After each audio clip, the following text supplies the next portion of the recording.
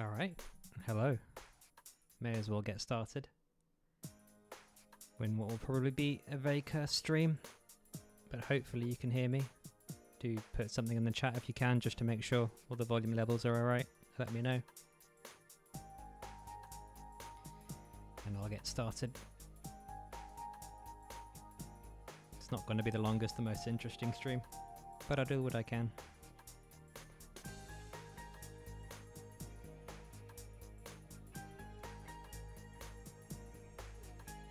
Oh, it's Luke Sky. Hello.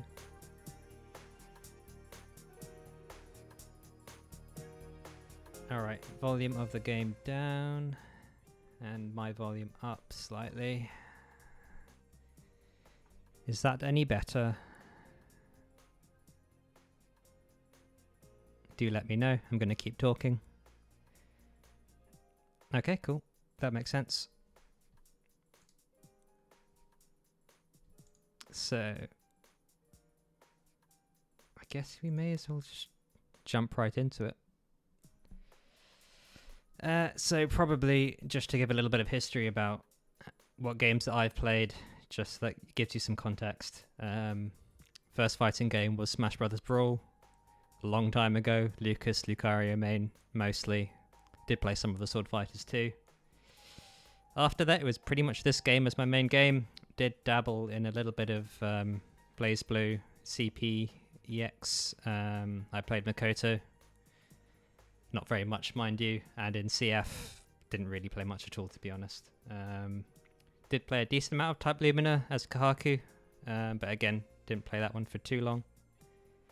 Went back to my favourite game. And yeah, that's pretty much the history. So, well, I mean, as part of the EU scene, I should say I've been playing this game since vanilla. Every version pretty consistently. Took a couple of years off during university, but that's about it. And European scene was quite small. Sort of the main people I played were D-Star, Raiko, who was a very well-known Mitsuru in EU at least, as well as a few others. I'd actually played a Liz as well quite commonly. Was familiar with the matchup, but pretty much a different character now anyway. So that's the history. And I suppose I should also say, I do like this game a lot. I will criticize parts of it because I care about it.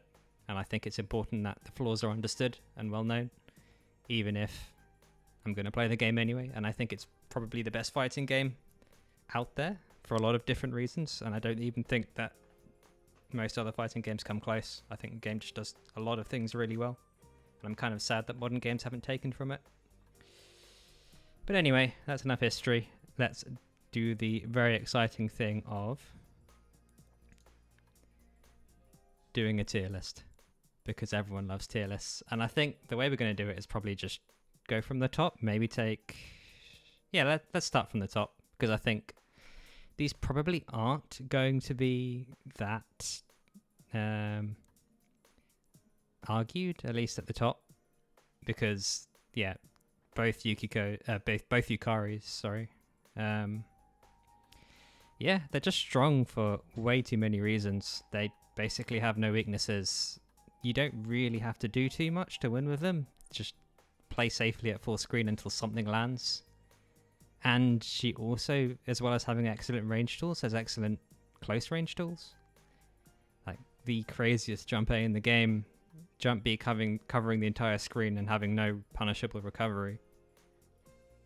And just also the best damage, the best knockdown, the best pressure. It's kind of not even close. And that goes for both versions. I think Shadow's probably slightly stronger.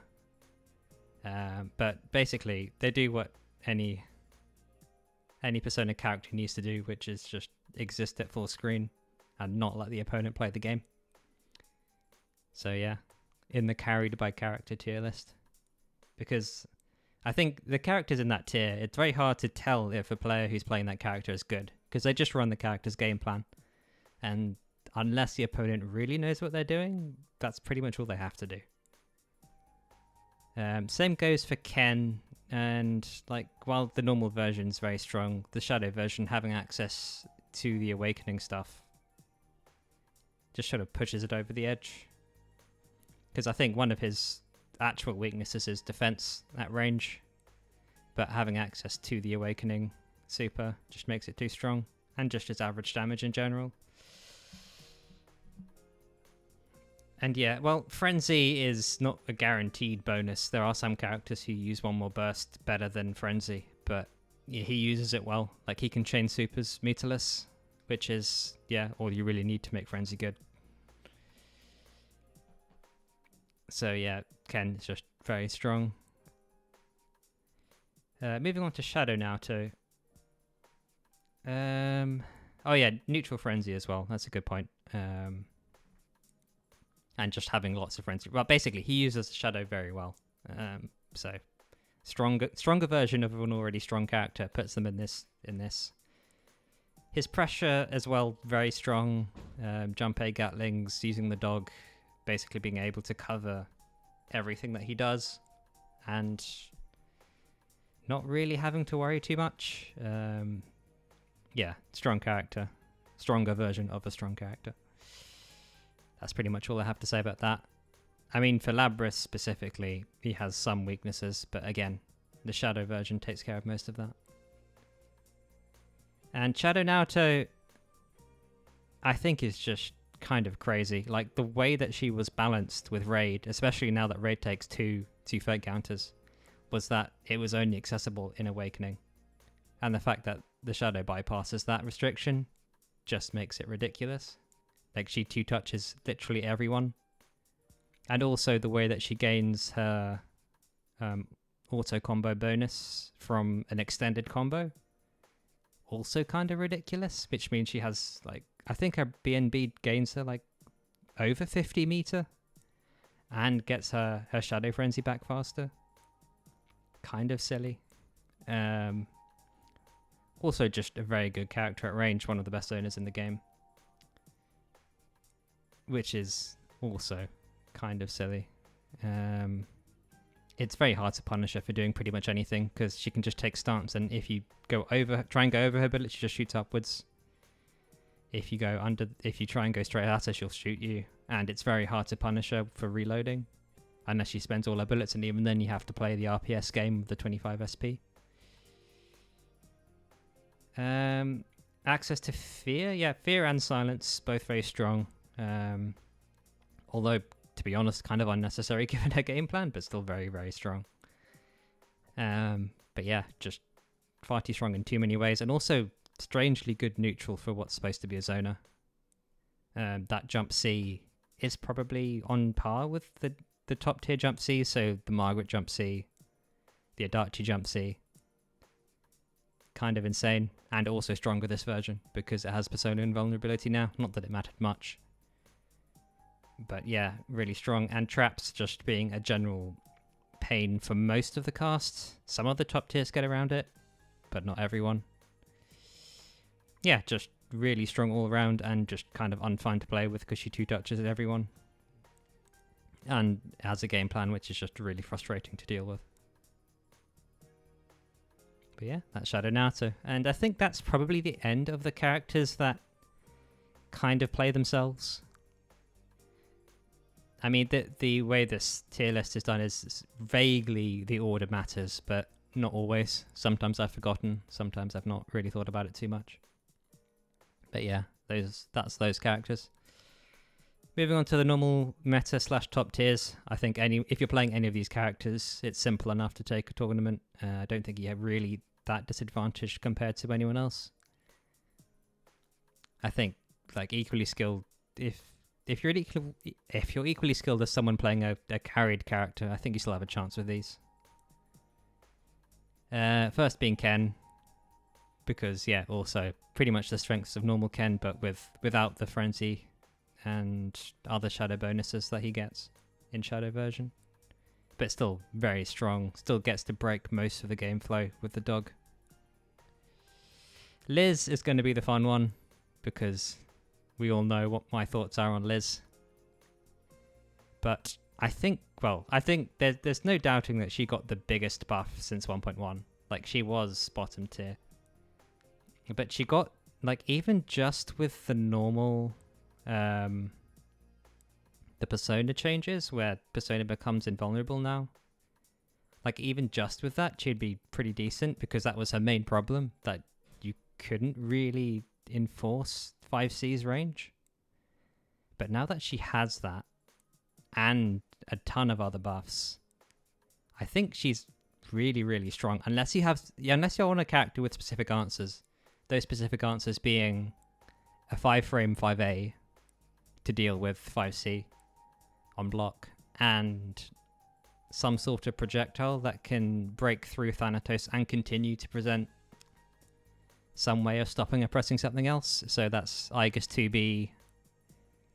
2B, anyone with any lingering projectiles, or the stuff that can go through Thanatos. So Marie present, maybe. Adachi 2D, jump 2D. Teleports from Minazuki, that sort of thing. If you're not one of those characters, she is just ridiculous. Well, Marie Present is an interesting case, which I probably should discuss when I discuss Marie. But the point is, Marie Present is the second character that ignores everything on the screen. So if you manage to put it out and then block 5C, Liz can't do anything anymore. But you do need to put it out, it's true. So it's not quite the same. And it doesn't break Thanatos in itself. But the point isn't really to break Thanatos. Honestly, breaking Thanatos is a bad thing most of the time, because you get put into hit stop and Liz doesn't. And Liz has an interesting problem where the normal mechanic of getting your persona locked out when it gets broken doesn't really work on her, because she can send it, when she uses her persona moves to send it out, it sort of bypasses that. It's very strange.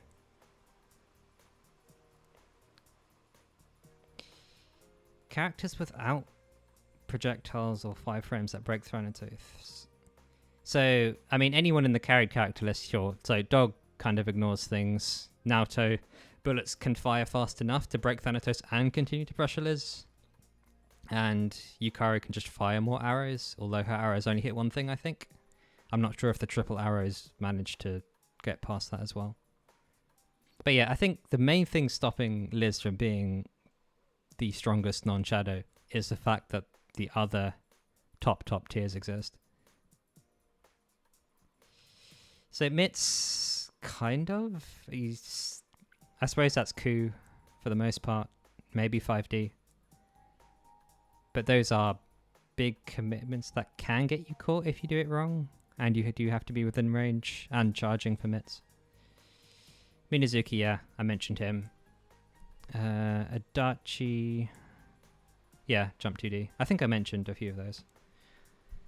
But I think if everyone else is kind of strong. 5A backdash cancel on who? But also, yeah, only 5 frame 5As. 6 frame you can OS a little bit, but... Oh, interesting. I didn't know Mitsuru could backdash her 5A. But it makes sense that that's not great for Liz, but it's also not a bad scenario. Like, if Mits 5A backdashes you, you're still in your preferred range. Doesn't Liz have to be in range? Okay, yeah.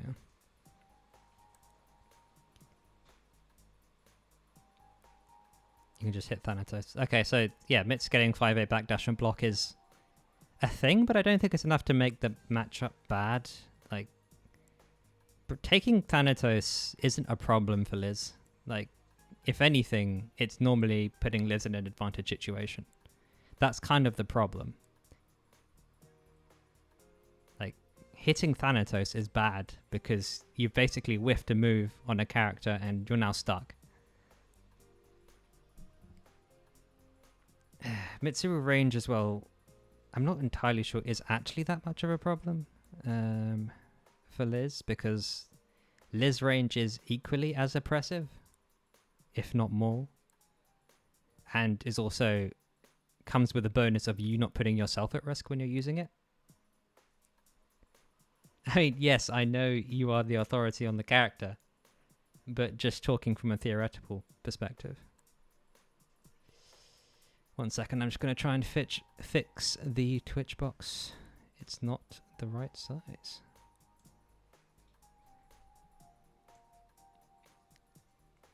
Alright.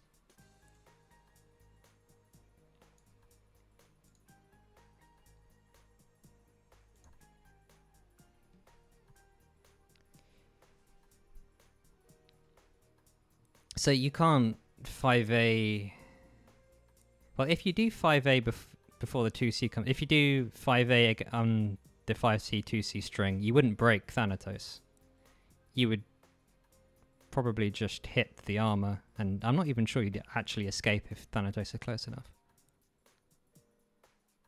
Well, unless I'm misunderstanding the situation that NBM's talking about.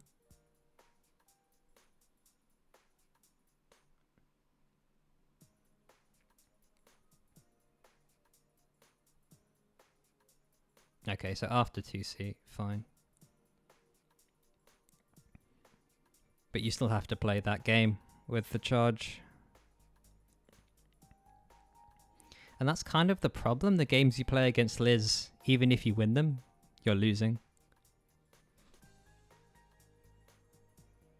Like, there are situations where you're like, oh, I can do this to stop Liz, but you're really just breaking Thanatos, and then Liz just gets to hit you again, or do something else ridiculous. And I suppose I may as well touch on the Liz defense case, because a lot of people cite Liz defense as being weak, but it's just kind of strong. Because of the different options that she has. I wonder, should I go into training mode and try and show some of this off? So let's put the tier list away.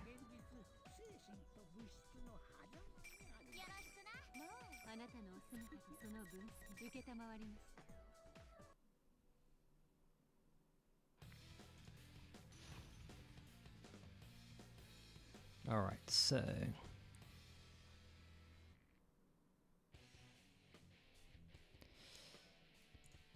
let's see. Mitsuru draw is difficult for Liz because it put her in an RPS situation. So the thing is, that's what every character has to deal with. Like, that's not a Liz problem. Like, Mitsuru does that to everyone, and it's not a specific Liz thing. But also... Liz also can threaten her at max draw range without having to put herself at risk like most other characters would. And probably faster than most other characters. Hey, Panzer. So, okay, so let me explain something. So, if we... Let's see if this actually works.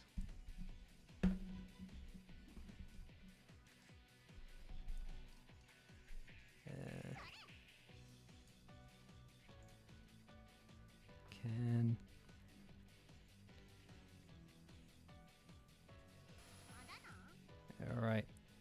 So I mean, just in this situation, if you consider what these characters do, just as a background, like, the effective, like, dangerous range when you're against Labrys, like, immediately, it's pretty much just, like, up to here. Like, if you're in this box, she can actually hit you pretty quickly. And, like, her actual dangerous range with Jump B is, like...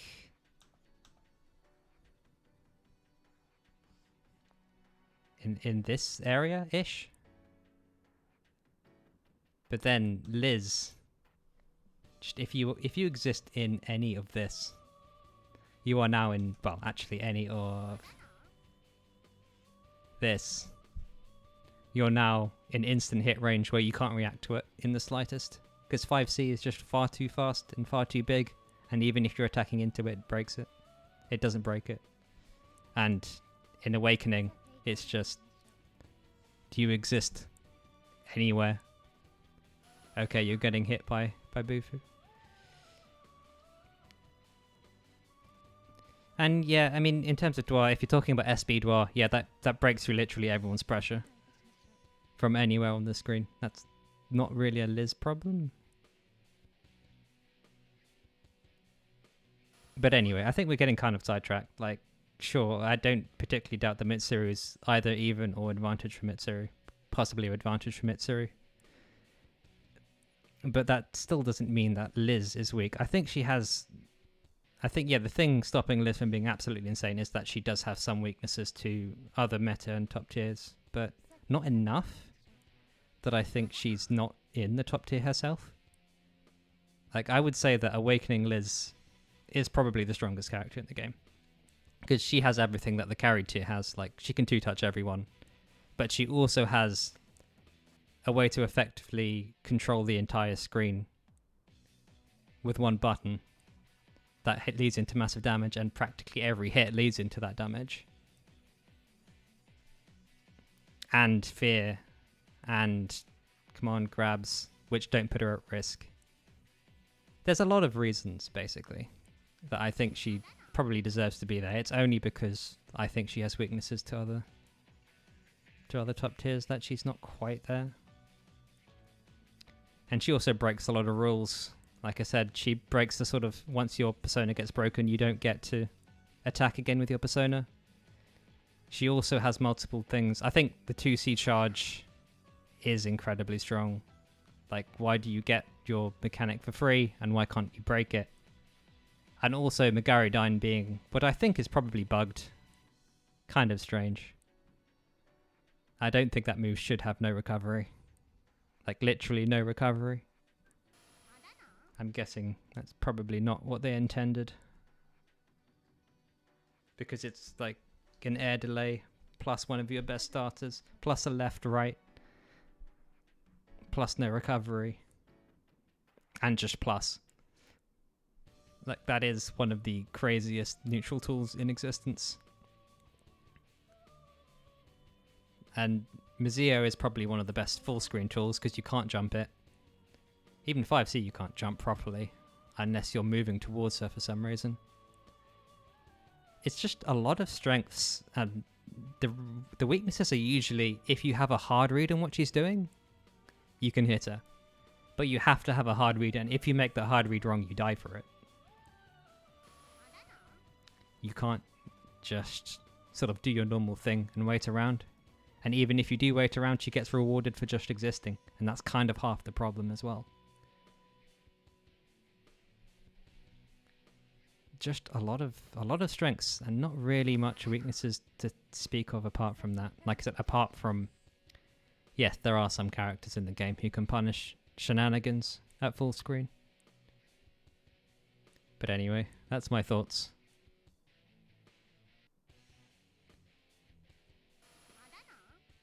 And yeah, just to go over the DP problem.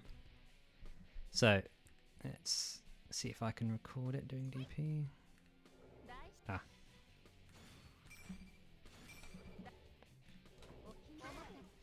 So, if you know a DP is coming, fine, you can jump it, but you have to do something falling, because you're not doing this in recovery. It's slow, but it's not that slow. You're not sort of reacting in 24 frames, and if you are, you're pretty much only doing one button, and it's probably DP.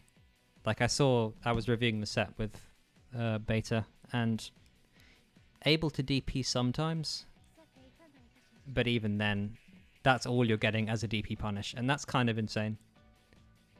Because most characters, you don't even have to try and play games. You just block and then hit them for your full DP punish. You can't just put a question mark and expect me to respond to that. And also the fact that it displaces you, so if you go over her, you now can't punish anymore.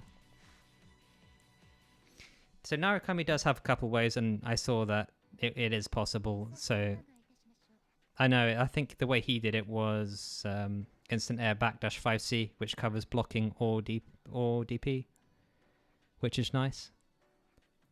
But the real problem with Liz on her defense is that she has multiple options. I mean, her 5A is an incredible mash. I know it's 8, but it also has incredible range. It's more range than the Labrys, I think. At least if they both press it, Liz wins. She also has 2B, which beats throws and beats any attempt to go over her and lasts forever and keeps her invuln and has great clashes. And also, yeah, the throw invuln from frame 5. I think I've mentioned before that if anyone does try and tick throw you, they will leave a 6 frame gap because you have to between someone being in block stun. So it's literally what people will have to do unless they're meaty throwing you, in which case fine, that's just a meaty throw against the mash.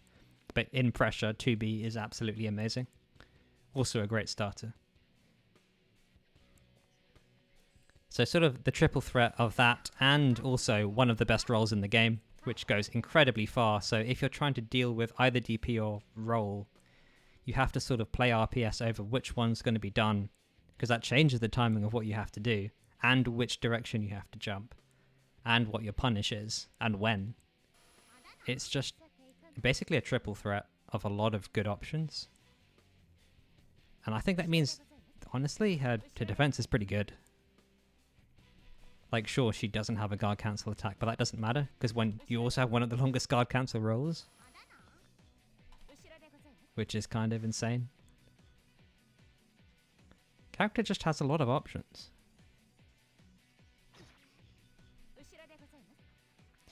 No GCA hurts. Yes and no. I mean, GCA is bad for everyone.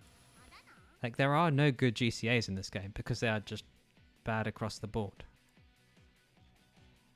Like, it's very rare for GCA to be the correct option over GCR. People do it because they want the knockdowns.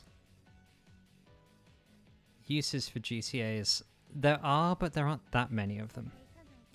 No real reversal super, kind of fair enough, but also you do have a pause button if you really need it, as well as one of the highest damaging reversal supers in the game if you're in Awakening. Sure, only in Awakening, but that's very common for Liz.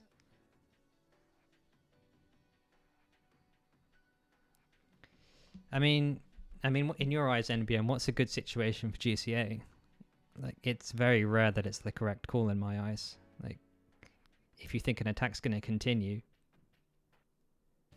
sure, if they have no meter, you get a knockdown over just moving out the way. But I think the tool itself is weak enough that not having one isn't really a major problem. And yeah, the reversal super thing. So Ghastly Whale, for some reason, retains its counter hit damage from 1.1. So it's basically the highest damage super in the game. Almost.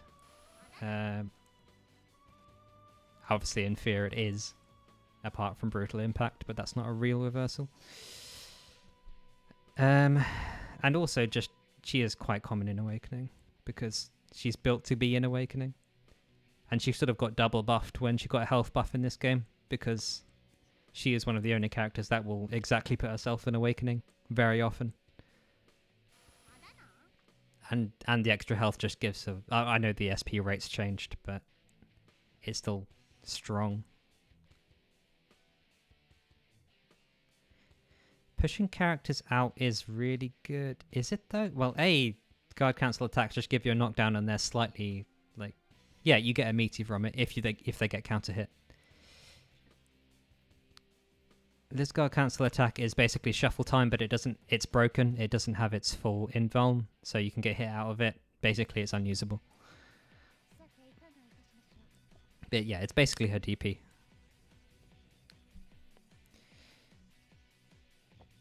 But yeah, so guard cancel attack, on counter hit, you get a knockdown and a meaty. That's all you get, which is nice, but it's not amazing. And most of the time, they're so slow, you don't get a counter hit. And you just put your opponent slightly above you. Normally with enough space for you to 2B, but sometimes not, and you just lose your turn again.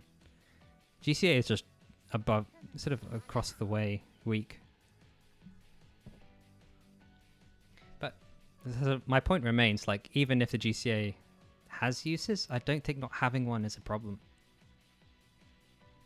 Like, not enough of a problem to say that her defense is affected by it, because all her other options are so good. Like, the actual better option most of the time, like 95% of the time, which is got a cancel roll, she has one of the best in the game.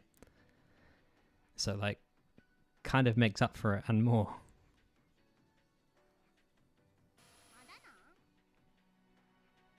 Just because of how far it takes her as well. I mean,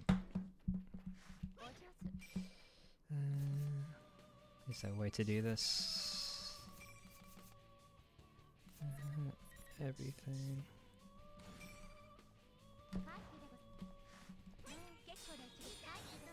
Yeah, look how far she is. Like, I barely did anything. Like, yes, I swept forward, but this is now her preferred range, and I didn't really do too much. My sweep doesn't have that much recovery. Has a ton of startup, but not much recovery.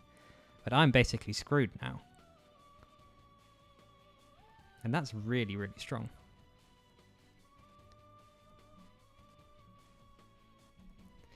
But anyway, I think I've gone over this enough. And yeah, the DP being something that can be teched, but like this situation is not great if you're Labrys. I mean, your only option here, if you don't want to get pegged by 5C, is sweep. And it only just reaches, and I'm pretty sure if you figure out I'm going to do this, you can just hop jump C and kill me for it, probably over 4k.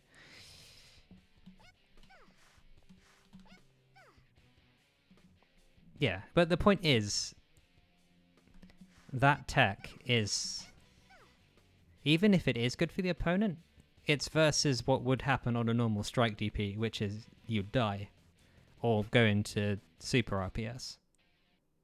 But super RPS, I'd prefer to this sort of RPS, because at least they would have to spend meter, and normally supers are reactable in this game after super flash. Not all of them, but most.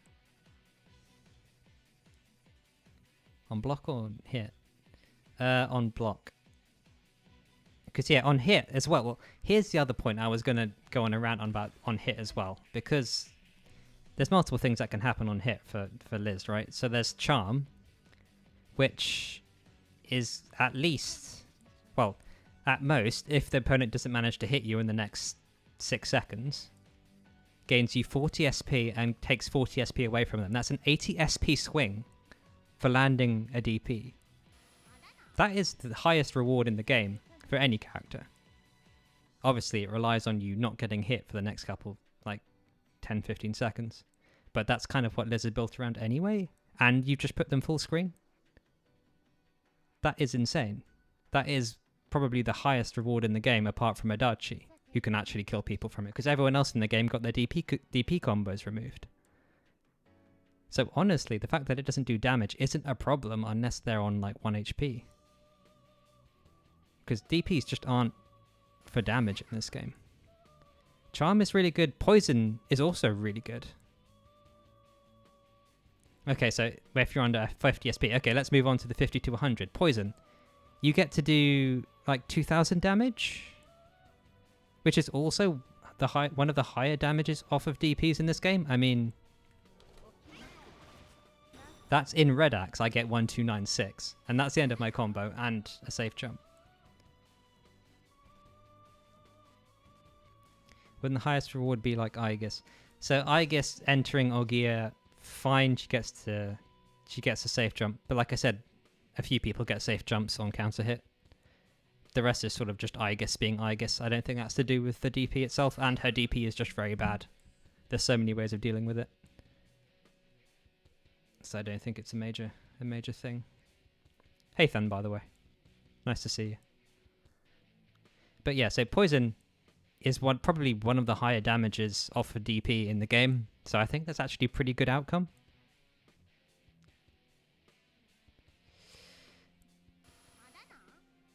Many ways of dealing with the DP too. Yes and no. Well, the thing with Aigis DP is that it has a ton of recovery. Liz DP recovery is actually remarkably low. It's like 24 frames, which is kind of low to begin with, but also the fact that it moves it forward and it has a ton of invuln. And you can't block it. So you have to specifically call it out, jump in the right direction, and have an attack ready, and it's not your normal punish. For Aigis, she moves herself towards the corner. It's like minus a million if you manage to make it whiff. Will move in the same direction as you pretty much always. And just, yeah, it's really easy to punish and can be blocked. And her options on Super Council, sure, it makes it so that you can't safely punish it, but it's okay. So Aigis DP is weak. But this DP, I think it's really hard to deal with, and the risk reward is so skewed because the risk is kind of really low, and even the best players in the game who've been dealing with it for years still can't deal with it because of how ridiculous it is. But anyway, so we've dealt with Charm, we've dealt with Poison, then we have Fear, which I think everyone understands is one of the best status effects in the game.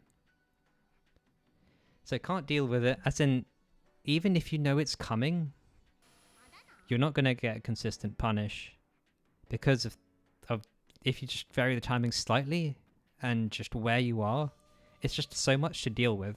It's very hard to properly OS and punish it.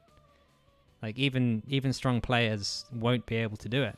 Like unless you have a specific OS like Aigis does. And even then, it's a very specific OS that you have to add on top of your normal pressure. And even then, you have to adjust for basically where everything is.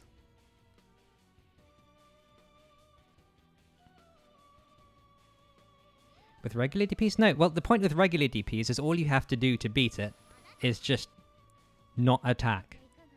Or move... Well, the point is most of them you just don't attack. There are a couple of exceptions. So Chie is slightly different. You do have to... Basically, you have to frame trap Chie's. Which, fine, is a bit tricky. But also, she doesn't get that much from it. But same with Liz. So I think Chie DP is decent. But also, you can just attack it and jump as well. If you have an attack that can be jumped. Yeah, D-Star spent a lot of time labbing it because he was getting frustrated by it. But it does take a lot of practice. And even then, in the recent set, wasn't able to do it consistently.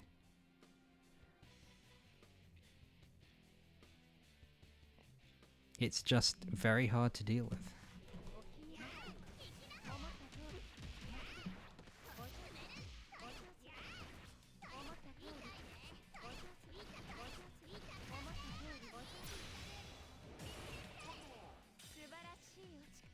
But yeah, it's a thing that you have to learn to deal with. Like, for example, if I'm getting DP'd here, what's my response?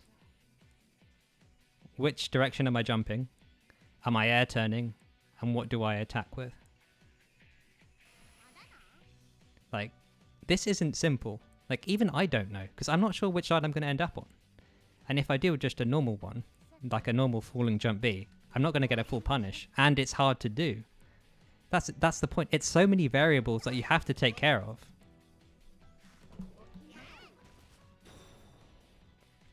So now I'm here, like, I have to jump backwards, but if I jump straight, I only get that. Obviously I'm in Redax, so I get a fatal. But other DPs as well. Yeah, there's not many that have this. So Yukari's does move her forward. It's one of the only other ones that moves people forward, but it can be blocked. And if it is blocked, you can punish it like any other DP. She gets out the corner for it. But that's still fine for most characters. You still have a mid-screen DP punish. For Labrys especially, she has a corner swap. And Yukari as well, you can OS it by doing a jumping attack that's falling.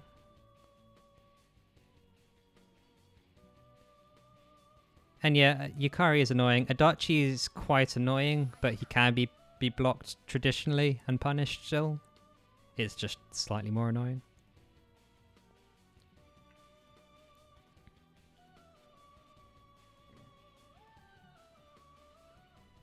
Make Liz DP and jump over.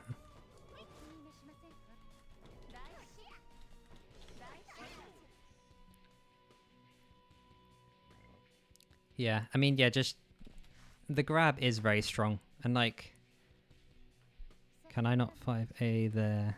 5A where?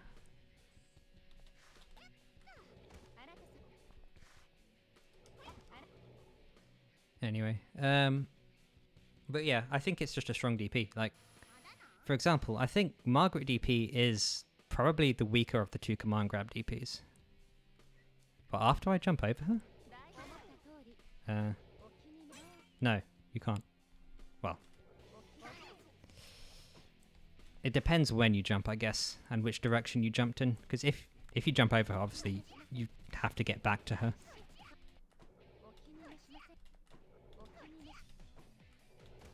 And you don't know which direction she's going. It also autocorrects quite well. It's just... The point is, it's really hard to deal with consistently.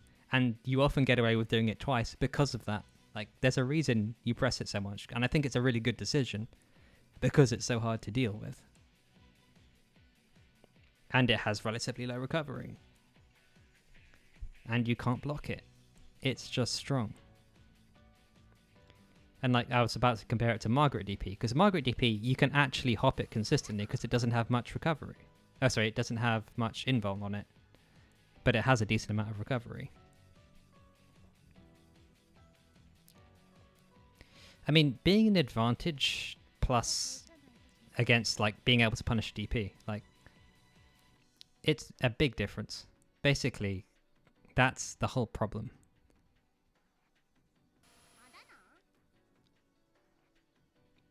And yeah, jump C and hop jump C's from Adachi are a thing as well.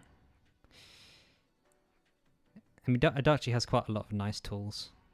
But yeah. And like, it's being an advantage versus being able to do a full DP punish. Because DPs in this game are sort of balanced around the fact that if you manage to figure out someone's doing it, you get a consistent way of killing them for it. But you can't do that against Liz.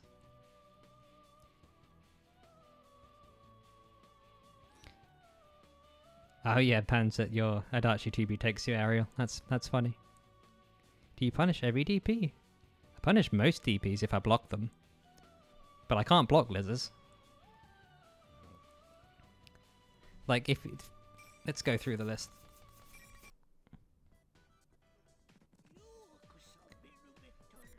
So, Margaret, you can outrange her DP, because it doesn't actually move her all the way forward. And also, it is actually relatively simple to hop that one, because it doesn't have much invuln. It's basically a worse version of Liz DP. And it has fatal recovery. So yeah, it's basically just worse Liz DP by quite a lot. Shows DP, you can just run under and punish for free. Naoto's, you can just wait and punish. Teddie's, you can both OS and wait and punish. So you don't always get your optimal punishes. True, but my point is, relatively, Liz DP has a lot of stuff. Hey Affinity, nice to see you. Thanks for the follow. I mean, I'm not saying it's the best thing in the world that makes the game impossible to play. I'm saying it's probably one of the stronger DPs in the game. I'm not saying it's the strongest either. I just think it's really good, and people need to stop saying that it's bad, because it's not.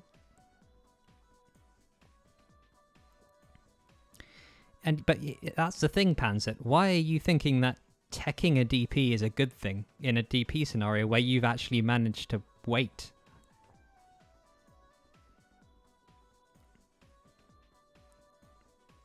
Oh yeah, teching. So the Labrys scenario is pretty bad. Like I said, you have to sweep if you want to deal with 5C, and that's an RPS game you don't want to play.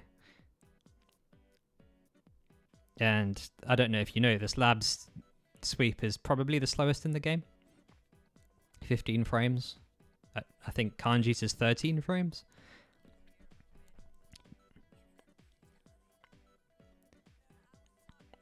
Okay, so the point is still, like, someone managed to be patient against your DP, and they've been put in an RPS situation. That's not how DPs work for most of the cast.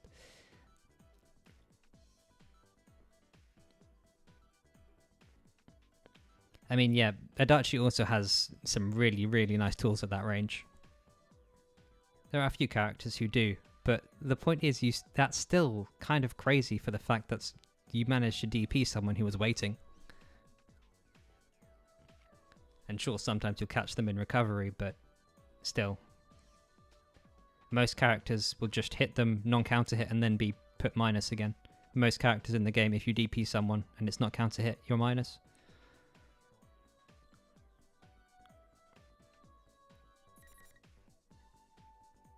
Or at least you're out and above them. Honestly, I think that's probably enough of the Liz discussion. Like, I'm going to continue to say that I think it's decent. And yeah, I think that's kind of the tagline hero. Like, it's low risk, high reward. Like, the reward is good. It's really good. I'd prefer, like, if you could take my DP and instead just applied charm and took away all its damage, I'd take that every day of the week. Marge DP I do think is also quite weak relatively to Liz DP. It's just a worse Liz DP by quite a long way. Like, Liz DP probably should have Fatal Recovery. I'm not even sure what Liz's Fatal Recovery move is. Does she even have one? Is it Bufu? I don't even know. NVM, you're going to have to tell me. Ghastly... Oh yeah, no, Ghastly Whale, fine.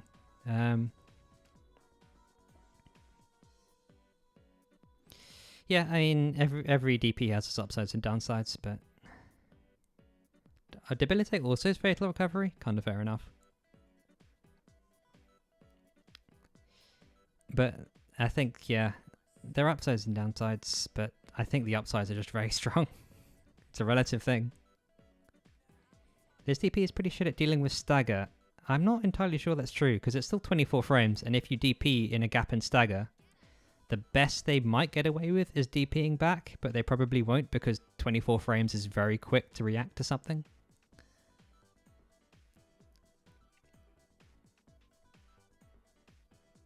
Teching is not really a bad situation. I think that's what I need to get into your heads. Like, it's fine. Jumping super? You really gonna manage to super during stagger pressure? In time? In a 24 frame window? I don't think you're gonna do that on reaction. I think it takes at least like 5-6 frames to enter, well, maybe like 3-4 frames to enter a super. So then you're going into like sub 20 reaction time, which is just not happening. Yeah, I mean, a few times versus people doing it consistently is the point.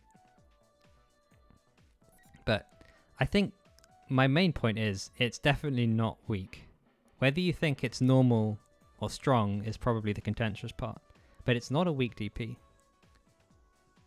It's fine, if not a little bit overtuned.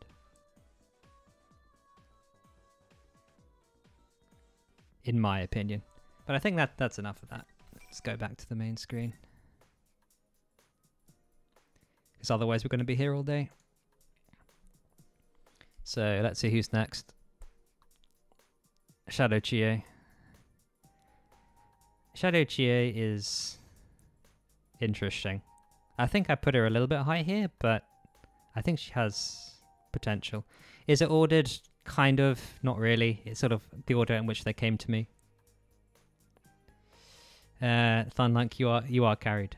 I'm sorry. Well, Yukari is a very strong character. I think that the skill flaw for her is mainly the combos, but the neutral, pretty much simple.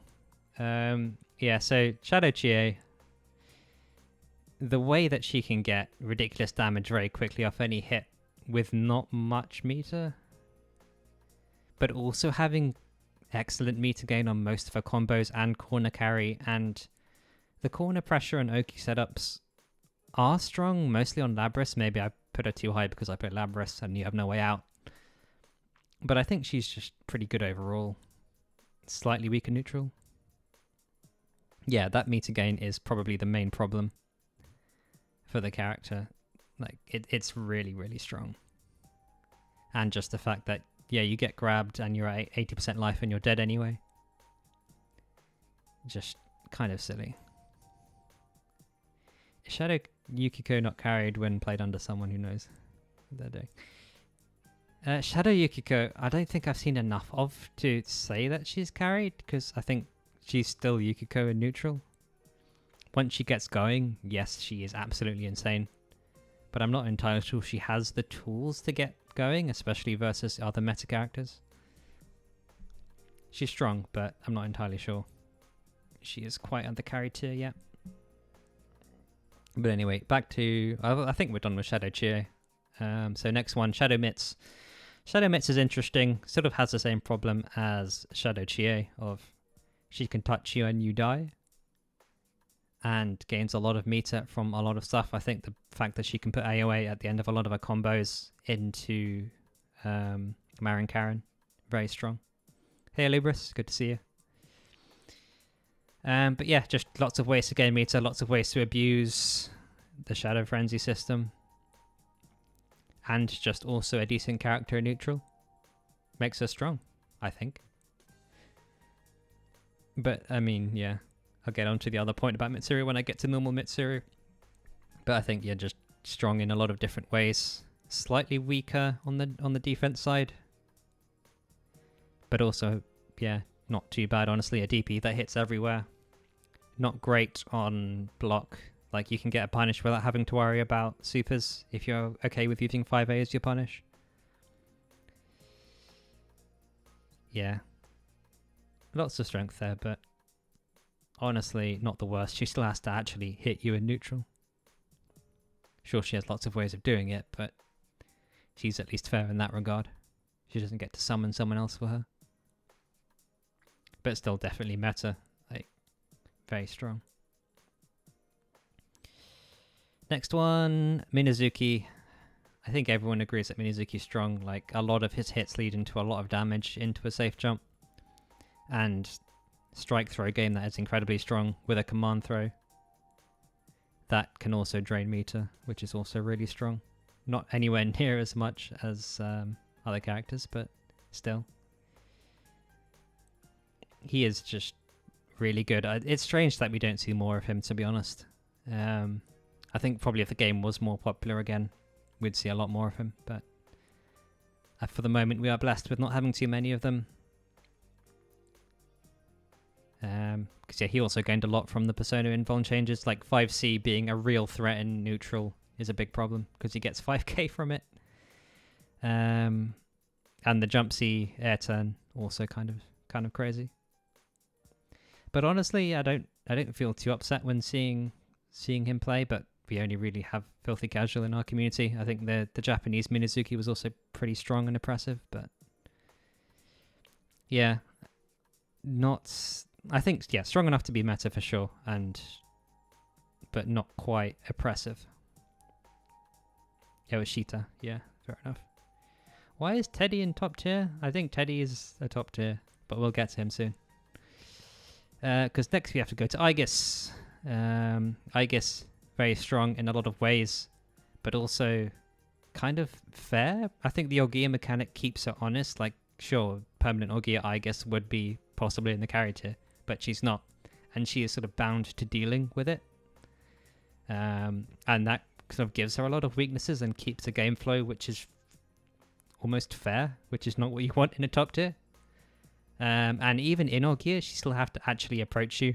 Sure, she has some nice ways of doing it, but honestly, like, someone Ogier dashing at you is about the same as someone instant air dashing at you, maybe even slightly slower on some characters. And yeah, she does have to actually enter Ogier. I mean, the Ogier changing in and out routes that she gained in 2.5 really made her a lot stronger. The fact that she doesn't have to do that on knockdown. She's carried at mid-level. Yeah, so that's kind of the thing. So this tier list is made for top level. Like, in the mid and lower level, I think you can do anything on anyone. Like, everyone is viable at mid-level. This game is that well balanced. It's only at the top level that things really start to become different. Ogier dashing isn't the same as air dashing. Correct. I think it's almost weaker in a way, the difference being you have access to air roll. And obviously S.Aigis jump C. But even that, I think, is less scary than Naoto, Adachi, those jump Cs. Margaret jump C. Well, the thing about Ogier air dash is that the movement is somewhat predictable. You know which direction she's going, like she can change it slightly.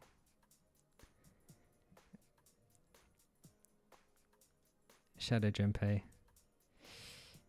Big Pat. Fair enough, Pat. I will leave it to you to prove that. I think in a two-round format, possibly solid mid tier, but I put him here for now. because I think his neutral's just not there.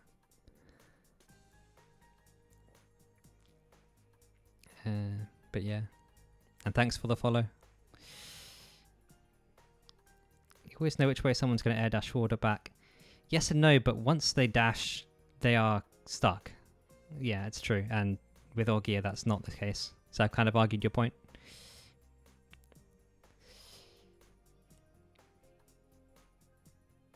But with Orgia dash, you also lose access to your normal dash on the ground, which is actually a problem sometimes. Hover is nice, but it takes up a lot of Orgia meter. But then again, it's a unique mechanic. How Kami in mid tier? Kami is in mid tier because I think he is not unfair enough. I think he is very good in solid in a lot of ways. But anyway, we need to stop getting off topic. What am I even on? Aigis. Yeah. I mean, I think the point is I am very aware of the chinks in Aigis' armor. Like, I know exactly what can be exploited.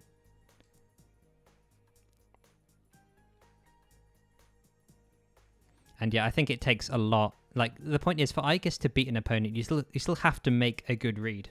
Like, if you approach like any other character, she is as weak as any other character. It takes an actual read to beat someone, which is the same as any character, which makes me think it's not quite as strong. Is Aigis Lab near even? I think it's probably 6-4 is the most I'd be willing to say. Like, Aigis is still incredibly strong in this version, and Lab has very little way to deal with her, but equally, Aigis' defense isn't great at dealing with Lab either. It's incredibly momentum based, but Lab's momentum mechanic is slightly more restrictive. Aigis can turn things around very quickly if she needs to. Like, as long as you have your gear meter available, things can turn around very, very quickly. Lab still has to knock you down about twice. And Shadow, I guess I have seen good things coming from the JP side, but I'm not entirely sure who's stronger or not. Honestly, I don't think Aigis needs Frenzy or can't use it that well. I know I've seen some cool combos, but I think the average damage is just more powerful on her. So yeah, I put her on the same place because probably about even, to be honest. And like I said, Aigis could have gained enough meter to do what she needs to do anyway, so the extra meter gain doesn't matter. Yeah, I think probably maybe slightly more fun, but probably not worth using for the difficulty as well. Half her stuff is burst safe anyway. So those are the Aigises. I think earn their place in the top tiers, but still does take a decent amount of skill to play. Yukiko, I think we're all aware of what Yukiko can do, but we haven't really seen her perform in tournament. I'm not entirely sure where all the Yukikos go, or there just aren't enough people who play her. She is a character that can do things. I'm glad there aren't many of them. Yeah, I think probably takes a little bit more time and people to make her broken. But anyway, enough said. She can do silly things. Teddie's an interesting one. I mean, the only main Teddie that I'm aware of is Joey. Joey puts forward a very good case for the character. I think very chaotic and difficult to deal with. Has a lot of just strong moves in general, like his neutral. If you're not on top of him, he's putting out stuff that puts stuff in his favor. If you are on top of him, he has very quick and large normals that are very hard to deal with. DP's okay. Not that strong. I really wish this game was popular. Yeah, I do as well. Like, I was thinking, do I want to make a video of why you should be playing P4U? Or maybe do something contentious, like saying why you should play this over Street Fighter 6. That would be an interesting video to make. I'll probably have to play Street Fighter 6 first, though, to make an actual argument. But that's probably how we'd boost the image. That'd be funny. How many characters Teddie win against? I've not thought enough about that, but I don't think It's very hard to argue he has negative matchups, I guess. Why I should play P4U, opponent has disconnected. Yeah, the netcode in this game, at least the PC version, and even on the PS4 to be honest, not the most reliable, but it's not happened enough in tournament for me to call it a problem. Yeah, I think Teddie's probably one I need to ask Joey about more. I've just sort of put him there because it felt right. I don't really have any majorly good arguments, but nor do I think he has any major weaknesses. It's very hard to say, especially with the persona changes he benefited quite a lot from. I think it's just very strong character overall and hard to find weaknesses. So left him in the meta because I don't see any reason why he's not meta. We could damage... True, mid-screen his damage isn't great, although he has some very nice super extensions. Yeah, the setup he gets are very good, the left-right he gets very good. His corner damage is actually really good. And just the item shenanigans, which basically not quite win the neutral, but makes neutral very, very hard. I think just strong enough to be in the meta tier. I see no reason why the character would ever hold you back. So, belongs in meta tier in my eyes. So that's Teddie. Margaret, I think, is similar. I mean, she has obviously very, very strong zoning tools, but nothing that can really open you up unless she gets in using those zoning tools. So, yeah, and very strong mix-up as well. Strong character in general. Nothing broken in my eyes. She still has to actually open you up. Weaker defense as well. Power slash isn't great. I mean, it obviously covers a lot of area, but it can be rolled after super flash and jumped over. I think she has the potential to be good, but that's why she's in the meta tier. But like I said, nothing that in my eyes makes her broken or unfair. She still has to play the game. Still has to interact with the opponent. Sure, her pressure is less risky because it's a persona doing it for her, but even then, like, her grab stuff can be OS'd, and it's not even a hard OS to learn. It's just something you feel. So, yeah, solid, and like I said, nothing stopping you from winning a tournament on her. But yeah, that's about it. Shadow Yosuke. Shadow Yosuke is a character with insane movement and pressure. Hey Filthy. Clean formal. Nice to see you. Mina too high. I think Mina is strong. I don't see any reason why he isn't in the meta tier, at least. There is, like, his main weaknesses. I don't really think there are any major ones, and he is just ridiculously high damage and good knockdowns. Narukami we'll have to get to. Hey Gree, good to see you. Thanks for the follow. And hey Shimley as well. And yeah, not fought a March before. Fair enough, there aren't many of them. We need more of them. We need more people playing this game. Hey Karma, good to see you. Thanks for the follow. Although you are a Shadow Naoto player, so you're carried. I'm sorry. So, Shadow Yosuke. What was I saying about Shadow Yosuke? Just very strong overall. Like, his movement's very good. He has a lot of very good normals. Just the ability to dash across the screen and 5-8 anyone for doing anything. And also the Shadow version gaining a lot of meter. Having access to basically everything. Sukakaja. And just good frenzy damage. In the meta tier. Nothing supremely broken, apart from really good frame data. There we go. Yoshi, you are a good player. I wouldn't put yourself down, but yeah, still a little bit more to learn. Some more consistency. Yeah, JP is where you'll find a lot of your strong opponents. I am sadly in Europe, so I don't get to see them. I really wish I did. But 4 frame rollback, unfortunately, not something I can do. But anyway. But yeah, I think that's all I need to say about Shadow Yosuke. Shadow Labrys, I think there has been at least a decent amount of discussion about Shadow Labrys. I think she takes a very skilled player to really shine. Like, controlling the puppet, I think, is probably one of the hardest parts of the character. Hero. Out of curiosity, why is Shadow Mits and Shadow Chie not the same tier as Naoto and Ken? I don't think Shadow Mits is as broken. I think she still has to get her hits in an almost honest manner. Like, it's good neutral, but I don't think it's that good of a neutral. And Shadow Chie, again, I think because her normals are a little bit stubby, it's not quite on the tier of broken. Like, you have to play neutral. But anyway, back to Shadow Labrys. Yeah, just very strong character, but very hard to play. I think one of the harder puppet characters.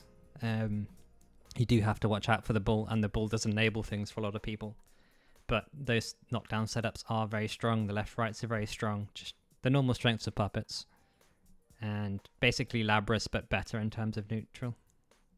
Combos are very wonky. I mean, yeah, combo difficulty I tend not to factor into these sorts of things, because if you're going to play a character, you learn the combos. The only difference is if your combos are inconsistent, then maybe I can consider it. But you learn your combos for your character. I don't consider that a factor. And routes, yeah, knowing which route to use is interesting. I think the only character that has major route differences, probably Labrys, because 5 different axe levels that change exactly what you need to do. Well, 3 of them only matter. I think grey, blue, and green all have the same hit stun. But anyway, well, you do also have other characters who have mechanics that change what you want to do, but they don't actually change what routes you can do. Oh, is that right, Labrys? Interesting. I've not actually tested it myself.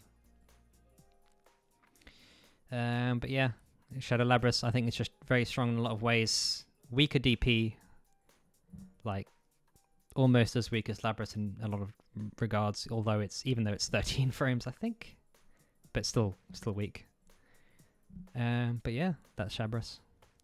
Strong character. Titano being a big one, actually. Like, getting Titano FDP is very large.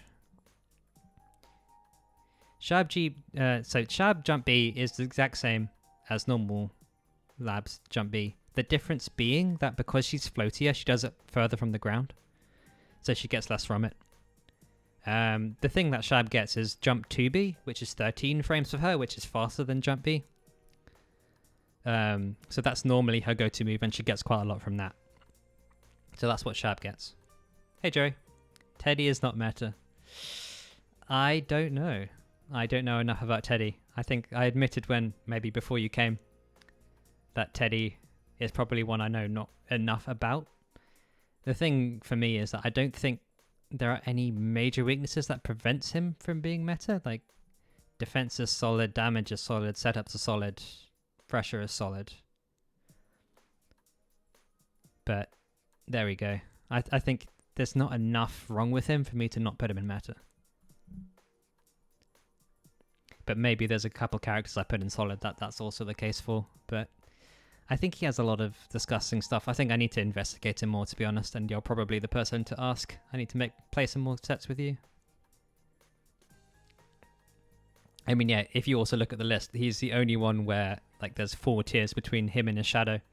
And I think his shadow probably does belong there, so maybe he's probably a tier down.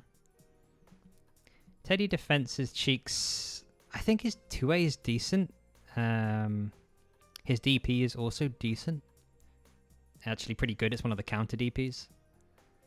And his reversal super is an awakening true, but it's a good I think it's a decent awakening reversal super. Yeah, the tiers, I don't know why I put them like this exactly. I think it's just if you're thinking of picking someone up and wanting to play in a tournament, this is what I would say to people. I probably could put another tier in between the meta and the solid mid tiers. Teddie's button's super slow. His air buttons aren't slow. At least for their range.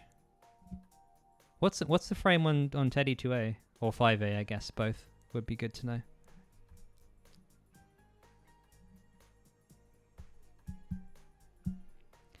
Well, the reason I call that solid / mid tier is because this game is balanced enough that I think anyone in the mid tier is solid. 5A is 7 frames, 2A is 6 frames. 6 frames is very fast. Like, 6 frames is kind of good. Like, you don't need more than that. Not many characters have 5 frame normals, and if they do, they tend to be very small.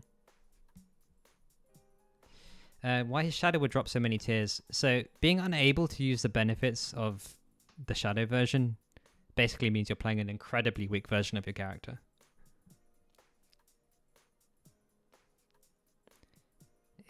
You're basically playing a character that does 10% less damage without one more burst, and that's just a big weakness. And yeah, worse auto combo. I didn't know that hero. Good to know. And yeah, doesn't need the Awakening Super. Yep, fair enough. Basically, if you can't use the benefits of Shadow, your character is awful as a Shadow. There's not many, but there are a couple. But anyway, enough about Teddie. Last one is Mitsuru. I put her at the bottom of this tier because I think even though she has a lot of nice tools, she's just slightly too normal to be next to Shadow Mitsuru. Her damage potential is somewhat limited by the fact that she can't link supers like Shadow can. And just her normals are quite slow and have decent answers to them. As strong as normal Labrys. That's an interesting opinion. And I don't really have enough to say that you're wrong.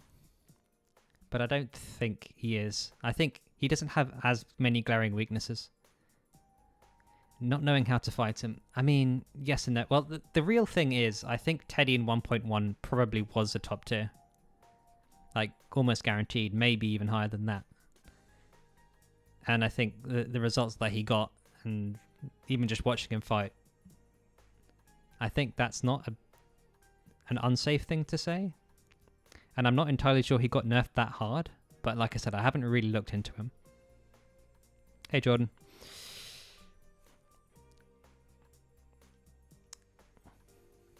Yeah, probably. I think you're probably right. He probably does go in the solid mid tiers. Like I said, I just didn't really know much about him and haven't played enough. But I just think he has a lot of solid stuff. But yeah, maybe that puts him in the solid tier then. But yeah, that's that. That's all the meta tiers. I think, and the thing is, between the meta and the solid mid tiers, I don't think you're doing yourself a disservice playing any of these characters. Like, game is balanced enough. I think you're doing yourself a service by playing the carry tier. And your disservice from anyone in the weak or what are you doing tiers. Narukami should go into meta. You're probably right. I think I put him right at the top of this one because I think it was close. And you're probably right, he is meta. But anyway, let's go on to Narukami. So yeah, Narukami is good in a lot of ways. But the reason I put him here and at least at the bottom of the meta is he's just slightly too honest. And a lot of his strike throw is good, but the reward from it isn't as strong without using one more burst or a lot of meter. Sure, he has ways of doing it, and that stagger is incredibly strong. But like I said, reward is less than he used to get. So the debuff for comboing from throw in corner, I think hit him really hard. Like, the threat from throw in corner is now a lot lower than it used to be. And I think that's pretty big. It's still, well, he gets nothing from throwing corner now without super. Yeah, safe jump situation, again, it's good. Like, he's a very, very solid character, but I think you do have to try a decent amount to open people up, at least if they have a decent DP. So, I think, yeah, he probably is in the meta tier. I think he's just solid all around, but might take a bit. The options he has for pressure are good. Lion is one of them.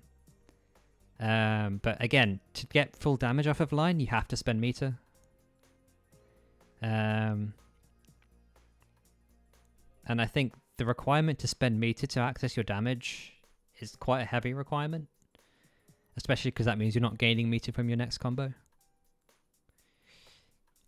Yeah, probably does belong on the meta tier, but I think it's close. He's just slightly too honest in what he does. And yeah, one more burst of Narukami does go very hard. I think he uses it incredibly well, which is probably why Shadow Narukami is with him, because you're giving up normal burst for Shadow Frenzy, which he can use well as well, but not quite as well. And it's like, you may as well play normal Narukami, take the normal damage as well as your 1 burst damage. And yeah, the reward is good for spending meter, but you do have to spend meter. And yeah, his pressure is good, but you have to open people up to get your meter. So, solid character. Probably does belong in meta. I might adjust this after the fact. Rise is probably a contentious one, but from what I have seen, I think she's actually quite good. Like, her jump B is incredibly strong. It's very active. Hits very fast. I think it's 10 frames. It goes into basically a free high-low. But also having that and her range tools and incredibly good pressure and damage in the corner. Once she gets you in the corner, you're not getting out again. Not without making a hard read. And it's basically invisible. The DP is good. I wouldn't say it's amazing. So it's one of the counter DPs, which puts it near the top.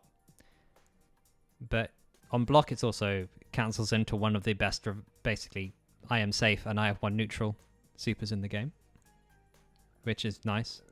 But it also has a lot of recovery. If someone does manage to get out of the way or get over her, you're getting a full punish no matter what.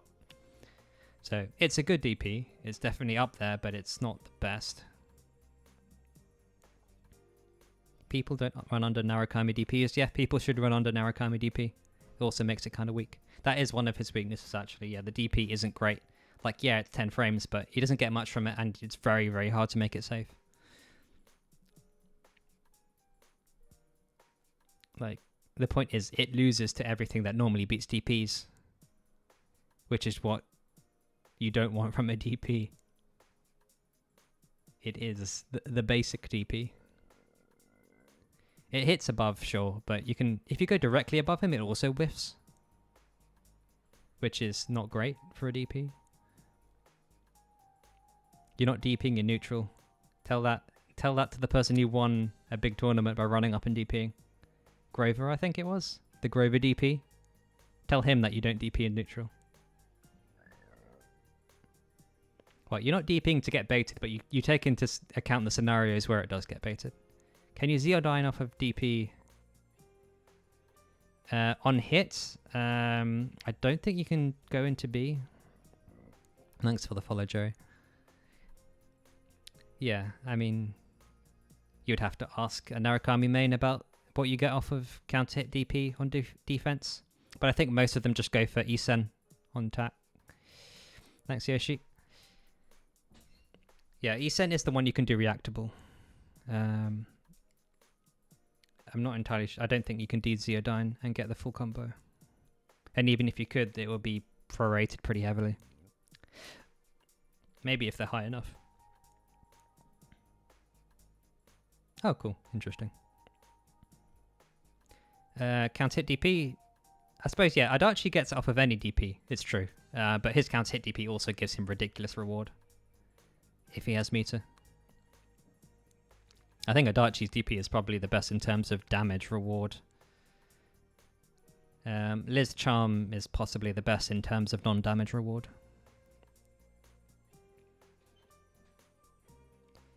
Ken can also DP super afterwards. And I suppose, yeah, so Shadow Ken also has one of the highest rewards off of counter hit DP. I forgot about Shadow Ken. Nah, he can do that. That's kind of ridiculous. But that's why he's in the carried tier. But yeah, we don't talk about Shadow Ken. But yeah, I think UCP is okay, but it has a lot of weaknesses. It's just, if you do it wrong, you are going to get consistently punished. And its horizontal range is also quite bad. Vertical range is good, but also doesn't cover above him. Hey, parking lot. Adachi DP, Yeah, it covers a large range, a surprisingly large range, so even if you do jump over it, it can still sometimes tag you. Adachi DP, I'd say, yeah, it's sort of in the middle of the road. I think it has ways of getting punished, but it's also very, very good reward. Getting blocked, yeah, most characters can punish it fully on getting it blocked as well.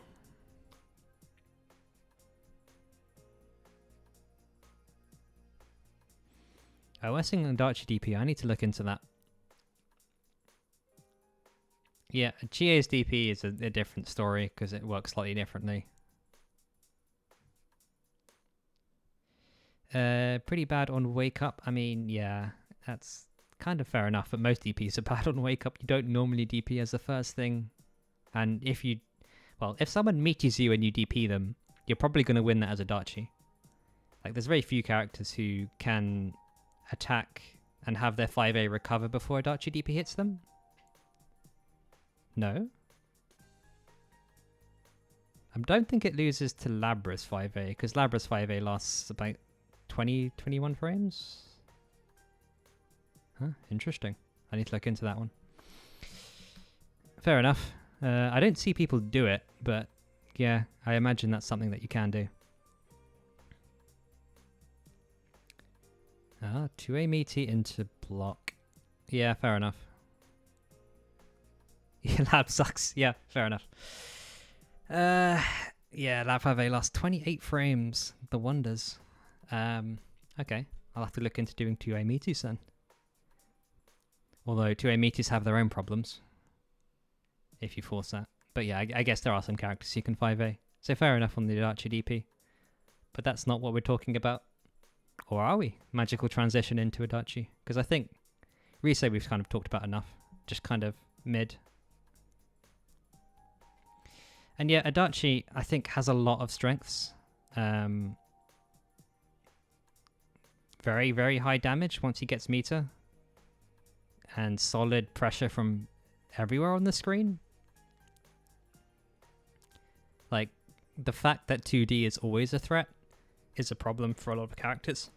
And it means he can do decently even against some of the meta.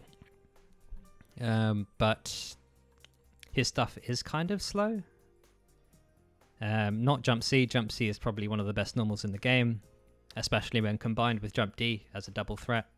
You just can't anti-air Jump C. Gunshot is also a very strong tool. Somewhat gimmicky, but like unless you have a DP that can deal with stuff, it's just kind of crazy. His 5C is also incredibly strong this version. Like the fact that that's now invuln makes it really hard to deal with. Like you have to really delay your jump ins. You can't IAD at Adachi. He also has a decent 2B, but his 5C covers that and a lot of other things.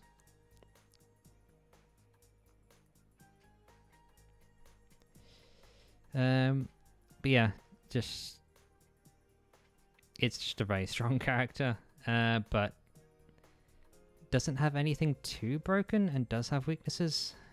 A lot of his stuff got nerfed, and I think, yeah, well, the carry tier, yeah, he probably loses to pretty heavily, and some of the top tiers can deal with his stuff quite well. I think, yeah, it's just probably just not quite there in terms of meta. I think it's probably close. But yeah, I think I agree with you, Jordan. Just doesn't do quite well enough. Yeah, the carry tier being his worst matchups. Yeah, that's fair enough. Aigis, I do wonder about... Yeah, Aigis has a lot of tools to deal with him, it's true. Yeah, Aigis 2B just covers a lot of the options. I think anyone who has good options to deal with the Jump C, Jump 2D problem is probably going to do decently against Adachi. But yeah, I think, yeah, solid character, and probably I might have even slightly underrated him here. Like, his damage is really, really explosive. Once he enters Awakening, he's probably going to two-touch you. And he has some very nice strike throw stuff, but we will see. Adachi seems fake. That's the thing. Adachi seems like the troll character who's fake, but he's surprisingly honest. That it's just solid, honest stuff. If you know what you're doing, you can deal with him. But yeah, it's just slightly awkward. Fake. Yeah. Well, it being easy to interrupt him, it depends if you have an actual DP that can deal with it. Because going into 2B jump C can be difficult for some characters. But that's, again, probably a problem with Labrys rather than anything else. But yeah, Adachi, he's a character. I don't like fighting him, but yeah, he's strong. Chie, kind of a similar thing where she can do stuff, but like she does require you to use most of your tools well for her to actually get going. She has potential, but yeah, mid tier. I think it probably sums her up quite well. Chie sets out damage. I think I've yet to see it work quite as well as Shadow Chie, and requires power charge, I think, or awakening. I'm not actually sure. But yeah, she has her ways of doing stuff, but it's just, yeah, the neutral isn't amazing. I think the neutral changes for, well, the fact that she has jump C and 5C, which are now invuln, really helped her out a lot. I think without those, she would be weak, but yeah, new 5C and new jump C give her a lot of strength. And yeah, black spot. Oh yeah, the black spot stuff. SB black spot is a thing, which I don't like. Especially the fact that she just combos it over and over into itself. That's not fun. We don't like that.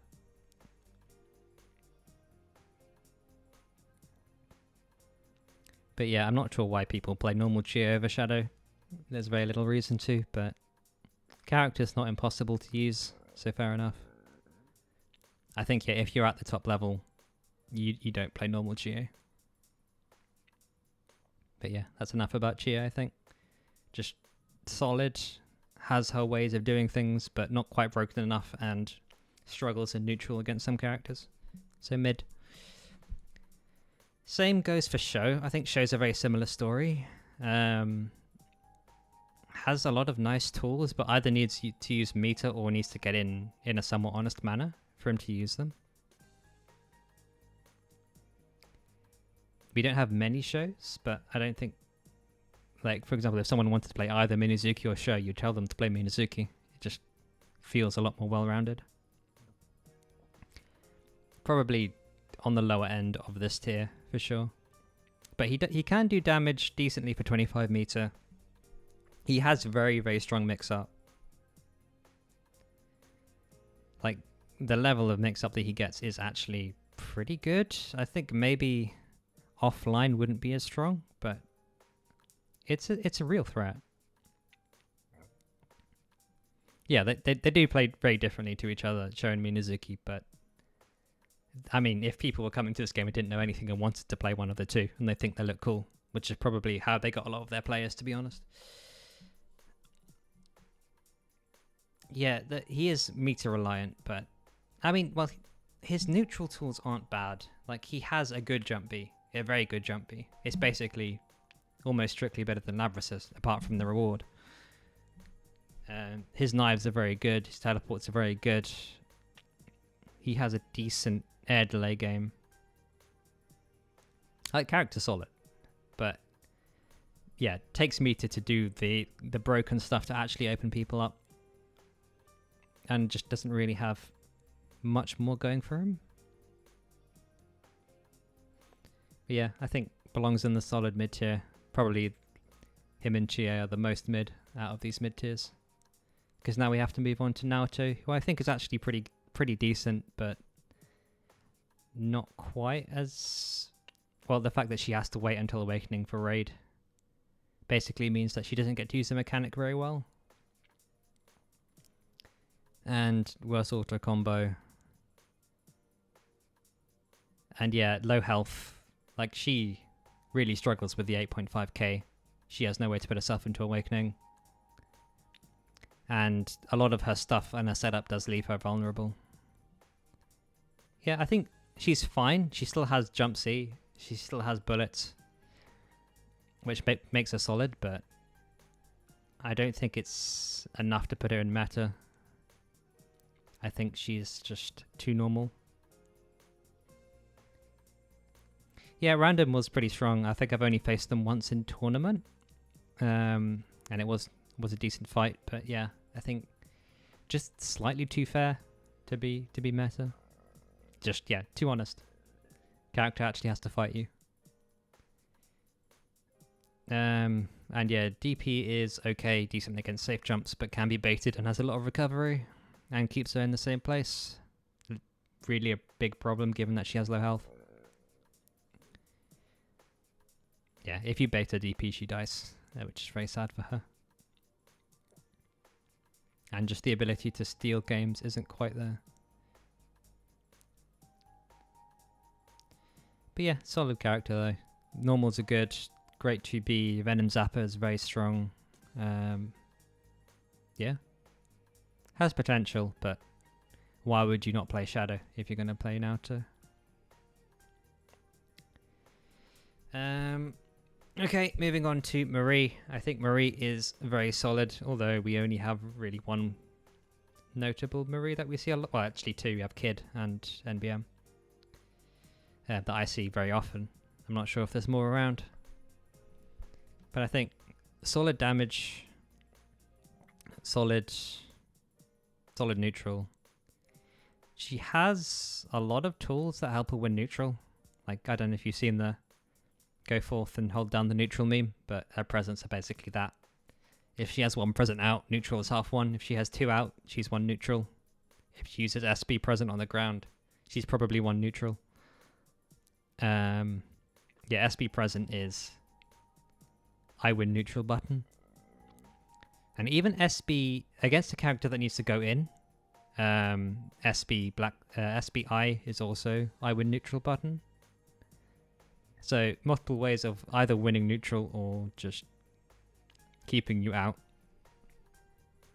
But yeah, if you can stop her setting up, she ain't great. But I think she's solid enough. Her damage is pretty good when she has meter. And even without it, any air counter hit is very good damage. A lot of the present hits, very good damage. It's decent. So yeah, just solid character all around, but like I said, not really broken enough to be meta. Because this game does have very powerful characters in it. 5C is annoying, but it does actually have recovery, unlike some other 5C, and it stays in place and only hits very briefly. So you can actually go in and deal with it.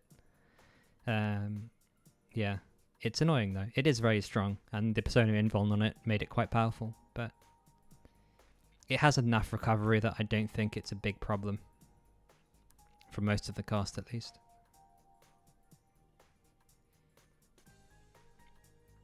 And yeah, a lot of her unique mechanics aren't that impactful. Like, gaining HP doesn't matter much. Gaining SP does matter a lot.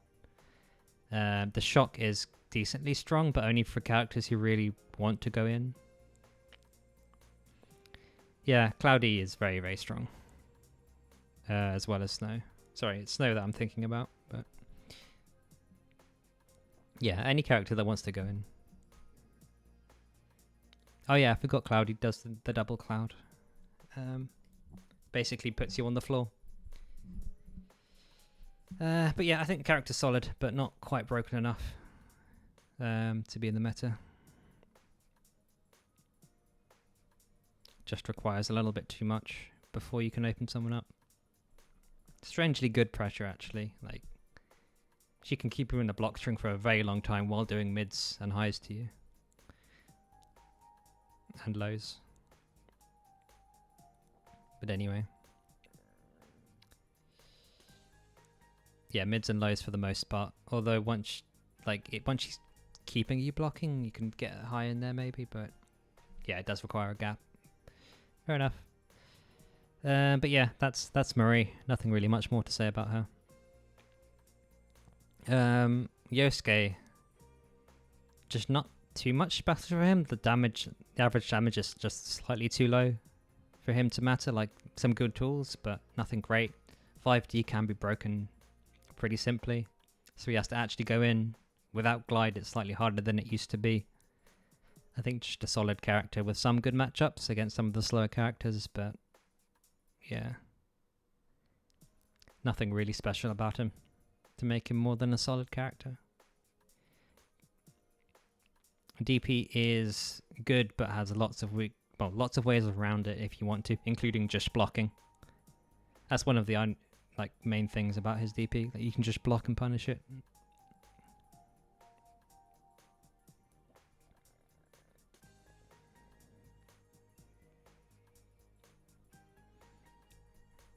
Yosuke does no damage. Yeah, Yosuke does very little damage.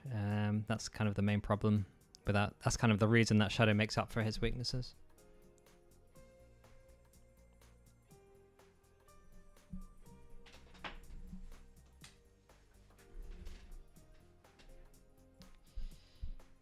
But yeah, I mean, going back to what you guys are talking about with the shock, I think shock is very strong. It basically, again, it's another I win neutral. Like, Marie's main game plan is set up something that makes her win neutral. The problem is, what does she do then?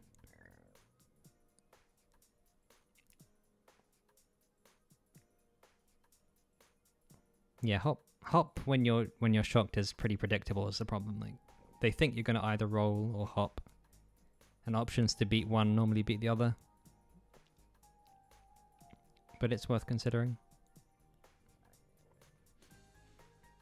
But anyway, now we go on to the classic weak characters, where people get to cry about their own characters and pretend that they're not actually decent. Labrys time. We are here. So Labrys has a lot of fatal weaknesses.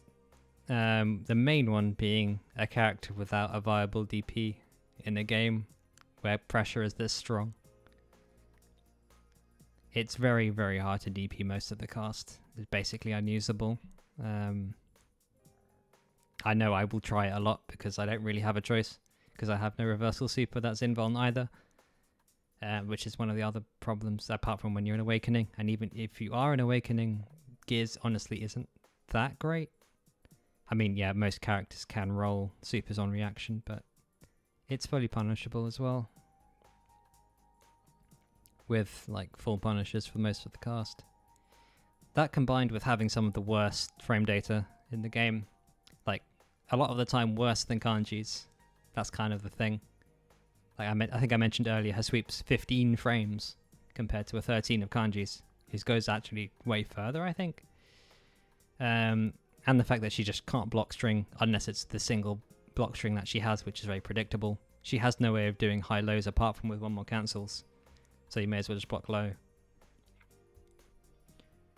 And just, yeah, a momentum mechanic that mostly restricts her. I mean, yes, once she's in red, she's probably a meta character.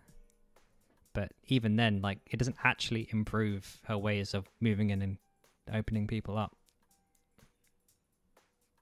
If you have more than 3 buttons in Kanji, it's hella fake. Well, you're putting him into an RPS situation for the most part. Like, once he 5Bs or charge 5Bs you, which, yeah, charge 5B probably isn't real. Like, you're now an RPS, which isn't amazing, true.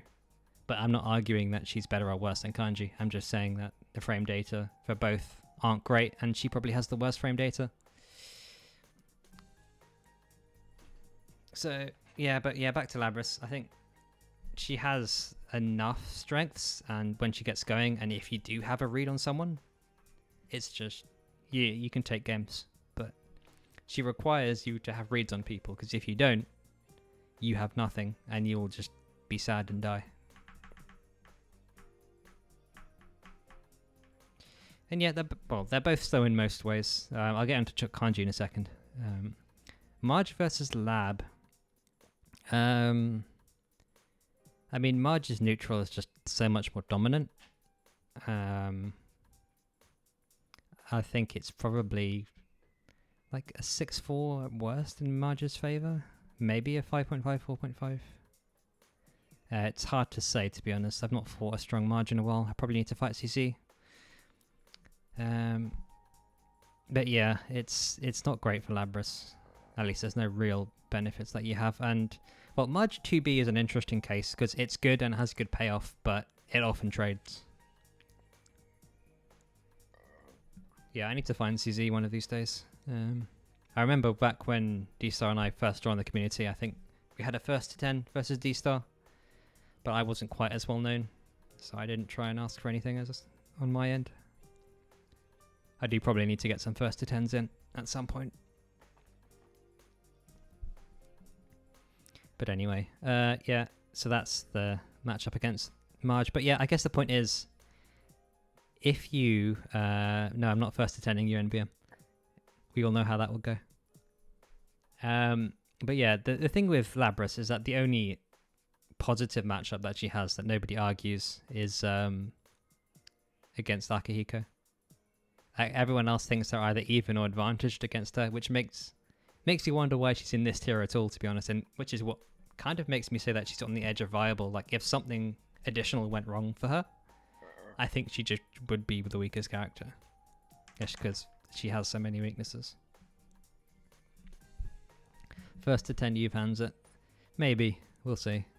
I'll look into it. But yeah, that's Labrys. I think she just has too many weaknesses. I mean, she does some cool stuff. But only if you're already winning. And that's not always easy to achieve. And even if you are, it takes one combo for you to lose it all. It's basically, yeah, a momentum mechanic that gets easily lost. Not quite as bad as 1.1, but it's pretty damning.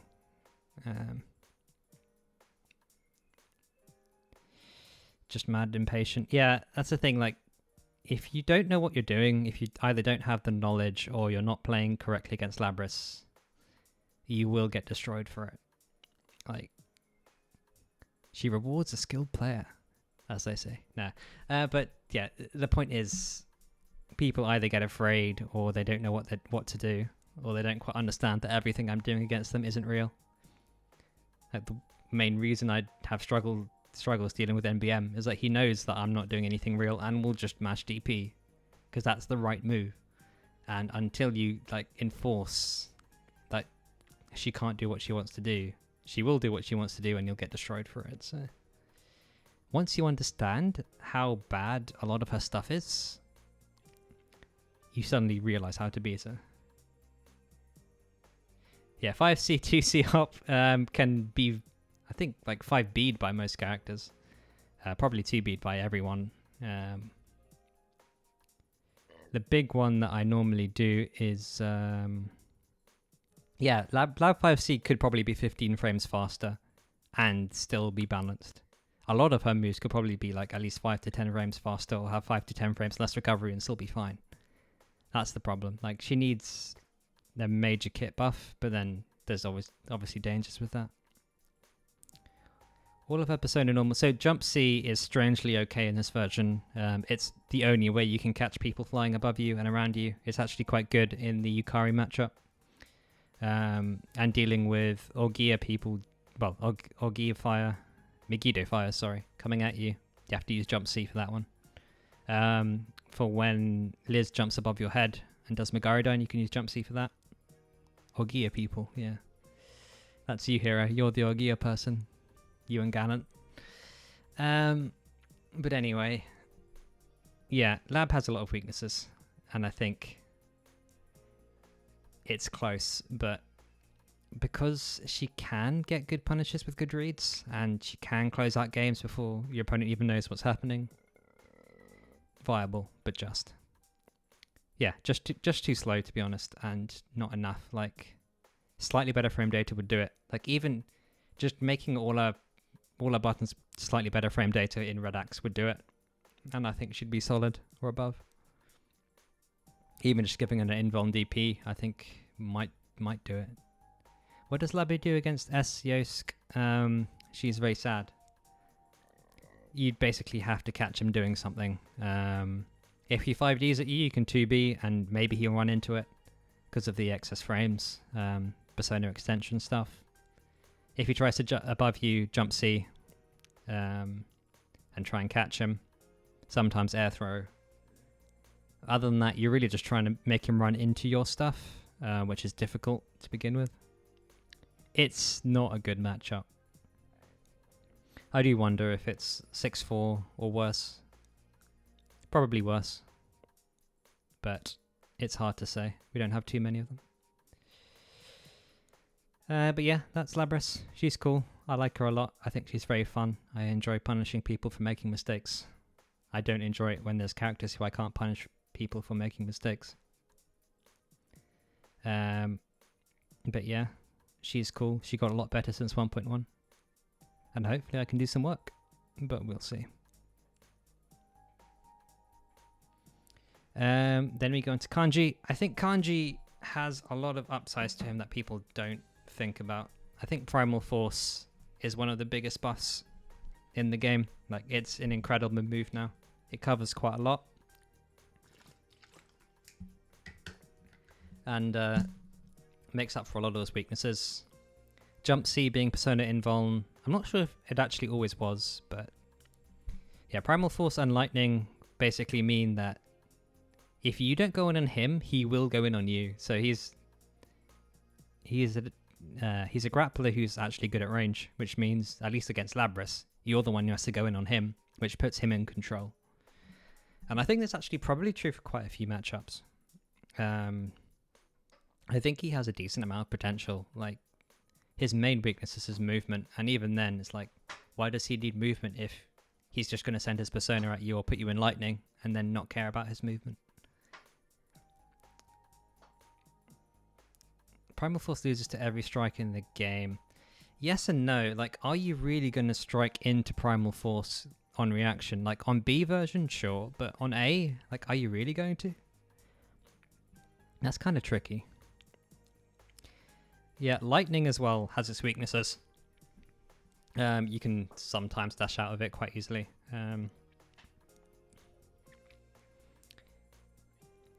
Yeah, I think so I think it's easier to get rid of Yosuke 5D, Jump D, than it is to get rid of Primal Force.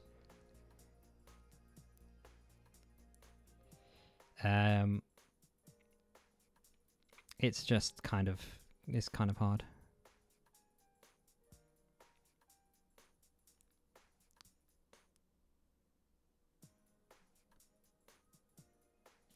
I don't know. I think he's solid overall. Yeah, he enforces RPS, and I don't know. I think he has decent strengths. He retains one of the best reversal supers in the game, and he has one of the best DPs in the game as well. So he's like incredible defense for a grappler. Probably one of the best defenses in the game, unless you're using persona pressure to hit him, which I know I appreciate a lot of people do. The Awakening reversal super. Yeah, is 0 after super flash and incredible damage and full corner carry. It is absolutely incredible. Oh, Yosuke Jump D. Yeah, you can attack into it very easily. At least Labrys can with her disjoints. You can either 5A or 2B it quite simply on reaction. I think it's one of the easy ones to deal with. Well, Yosuke Jump D reward, it depends if he follows it up properly, but yeah, it's... The reward on Primal Force depends on which version's used. But yeah, I mean, yeah, the fact that you get full combo at full screen from SB Primal is a bit cheesy, honestly. I think that's kind of crazy.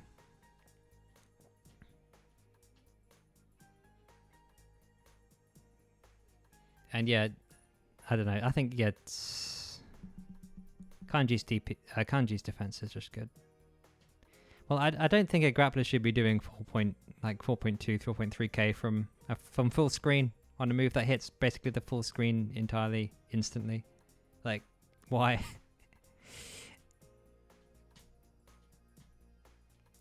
But But yeah, Kanji's defense is just very good, and you're basically now forced to go to him if you're a character that doesn't use full screen pressure or persona pressure. So I think he has potential against some of the cast, but probably not enough that he goes above the weak tier. Because yeah, weak movement is pretty fatal in this game. And a lot of the strong characters do just attack you from range and don't care and don't ever need to come in. He also has very, very, very high damage potential. Like, with the same resources, almost does as much as Labrys and Red Axe, like using burst and meter. It's actually kind of insane. And a lot of good counter hit starters. Yeah, like doing 6k on a read. Like, the jump C reward, even though it's not a fatal anymore, is still incredibly high. His 2B counter hit damage is very, very, very high. Command grabs do less now, but yeah. Well, the jump C is no longer a heavy read. It's only really punishable if you block it directly underneath him. Needs counter hit and a good starter. Yeah, I mean, that's kind of true of a lot of characters, though. I mean, it's technically true of Labrys. Like, unless she is already in red, and even then, your damage isn't that high. Like, a normal 5A attack, non-counter hit in red for Labrys is still only going to get you to 5k if you burn your axe. And that's kind of the thing. Like, he plays fishing for counter hits. That's his entire character. Like, he RPSs you from everywhere.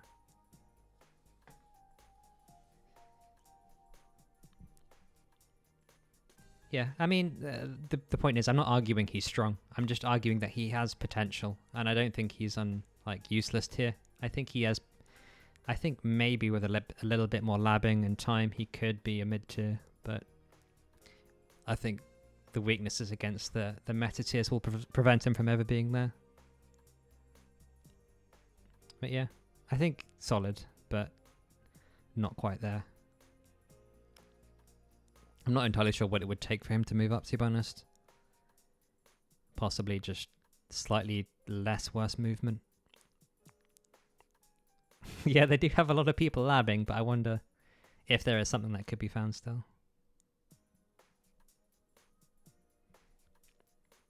Yeah, I mean, I think he deserves to be in the weak tier.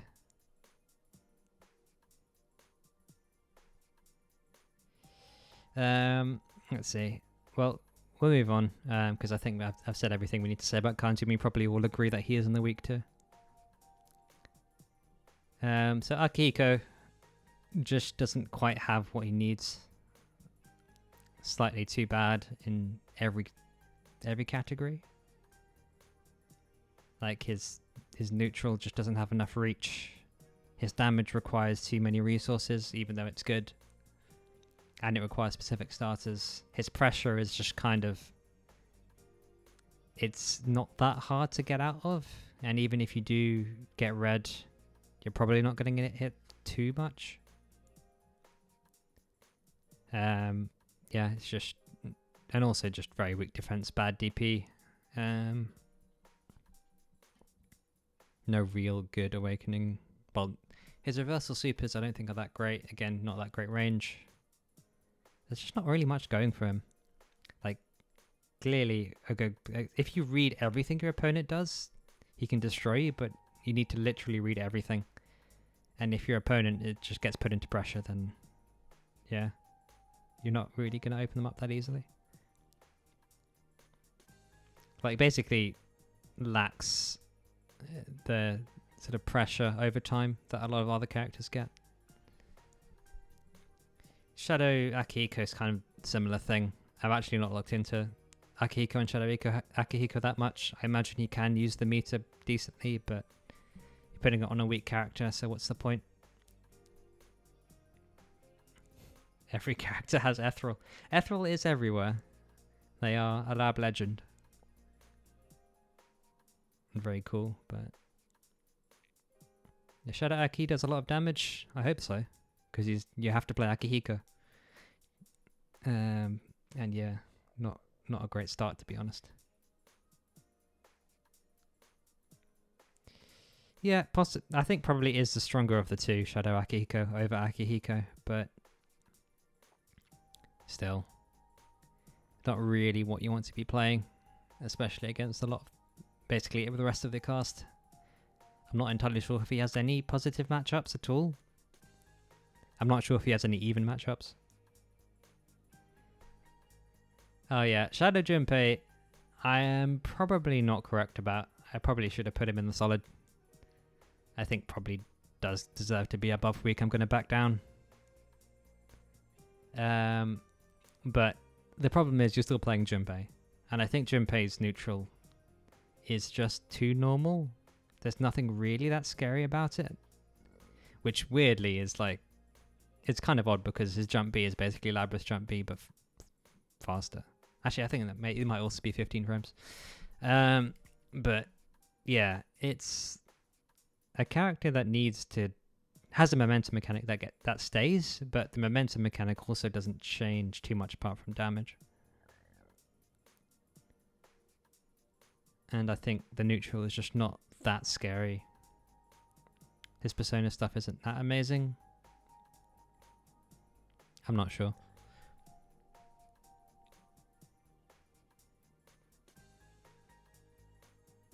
Yeah. Anyway. What are we talking about in chat? Adachi safe jumps. Yeah, those look pretty cool and they work. And Aki. Yeah, you can do a lot of stuff to Aki's pressure. It's kind of sad. Wish we had Pat in chat. I think I scared him away with the weak tier. He's probably going to fight me now. I'm probably going to die. Goodbye, everyone. But yeah. I think Junpei does probably have potential. I just think not quite there. Like, if we moved to 3 rounds, yeah, definitely he'd be meta. But without that, I just don't think it's enough.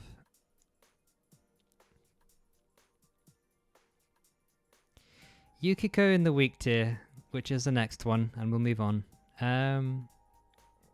It might be lack of players, but also just, I don't know, it's just nothing really that scary about her. Like, she doesn't have that I'm going to kill you vibe that Shadow does. And not having a proper 2B, and having most of her pressure being persona based, but not actually that scary. I think you might be right about Yukiko. To be honest, I just haven't really played any Yukikos apart from Svent, and I can't remember if Svent plays normal or Shadow. She has a single button attack loop on combo, which is very annoying, but I probably just need to play more Yukikos. I think she does have some flaws in the way that her character plays, but probably does have potential. And yeah, her DP is strangely difficult to punish. Like, I will 5A into the guard point and then be like, what am I supposed to do now? Because if you then block, you can't punish. But then if you attack, you have to do an attack that doesn't move you forward. And you can't use a projectile to punish it. Yeah, Yukiko DPs are just...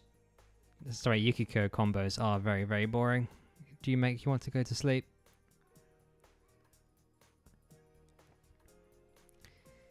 That's kind of like half the strength of the character. Your opponent falls asleep and then you get to mix them up once they're asleep. I don't know why they put that in the game, to be honest. It's one of the saddest things. Probably does belong in the mid tier. I really just didn't really think too much about putting this list together. I sort of did it in 5 minutes, but given some more time, yeah, probably you could go mid.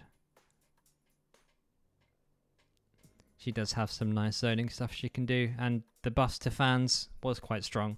It's very hard to move in on her as Labrys. You have to find that perfect gap in the fans without rolling, because rolling will get you hit as well. But yeah, sleep too.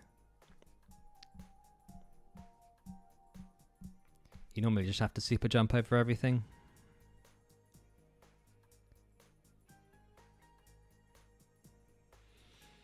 But yeah, that's enough about Yukiko. Probably does belong in the mid tier, but I've not seen enough to really say anything.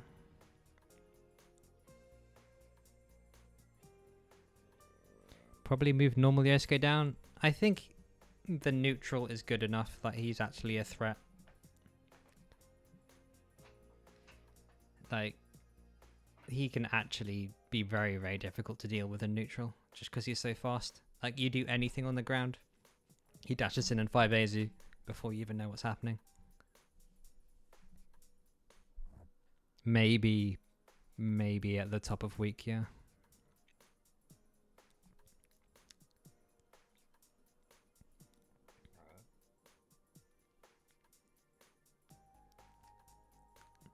I mean, there's Obnoxious, and I think, well, I mean, he's had results in the past in tournaments, and I think there's a reason why. Like, being Obnoxious consistently is enough to win you games. Like, sure, it takes him about 2-3 more knockdowns than everyone else, but if he can get them consistently, and he has the frame data to do it, I think that means he has a good chance.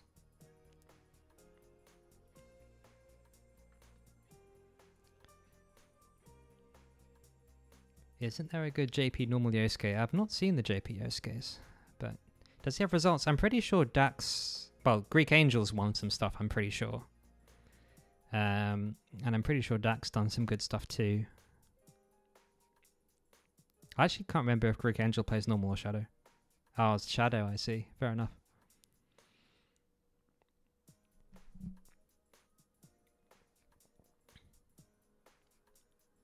Oh, they both play Shadow. I guess the point is the base character is the problem in my eyes in terms of the neutral. Like, the way you open people up for normal and Shadow is very similar. You don't tend to use that extra meter that much. Like, sure, for the extra overhead you can. But in terms of the neutral, it's still solid.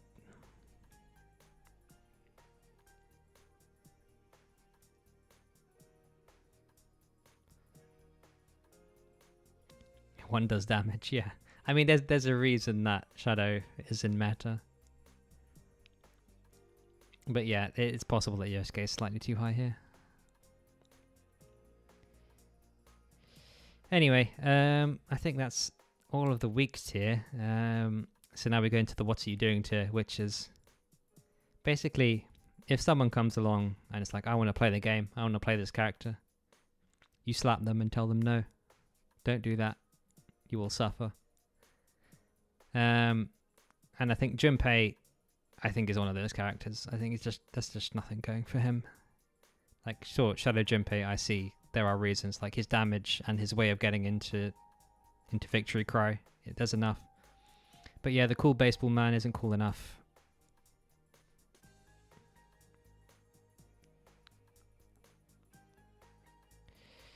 Yeah, I mean, you just tell people to play Shadow. I mean, yeah, sure, if they're an actual new player and they're like, I won't play this game unless I play normal Junpei, then sure, go ahead.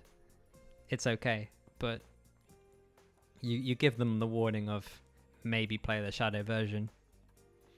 Or you say, you might struggle a little bit if you... Well, you don't tell them that. I think you're probably right. You let them play what they want, but you give them slight warnings and nudges. But yeah, we've discussed Junpei as well. But yeah, Shadow Junpei probably does belong in the mid tier. But we will see. Yeah, if they're passionate about the game, they'll figure out. Yeah, it's true.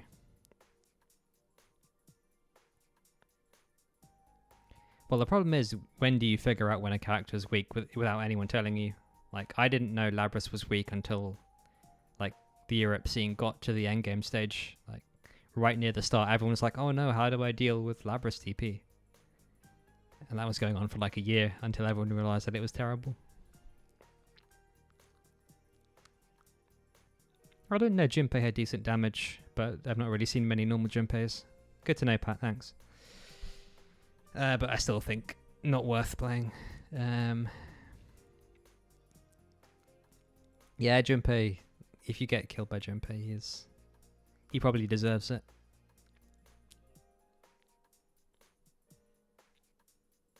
Anyway. Yeah, that's enough about Junpei. Then we go into Stabrys, which is the shadow form of normal Labrys. Stab is, in my eyes, the weaker character by a decent amount. Lower average damage is a big problem when all of her damage was moved to her combos. rather than the supers. All of her meter usage and supers heavily prorate everything and require you to either one more cancel or do something really, really funky. Shadow Lab auto combo is better than normal's auto combo, but only just. And most of the time isn't really worth it. Well, the point is, you get more from it, but you don't get the same knockdown. And you can't go into the spike routes as easily. Because once you 5 AA, you have to finish the auto combo. It does get you a decent amount of meter, but not that amazing amount. You can't finish the auto combo.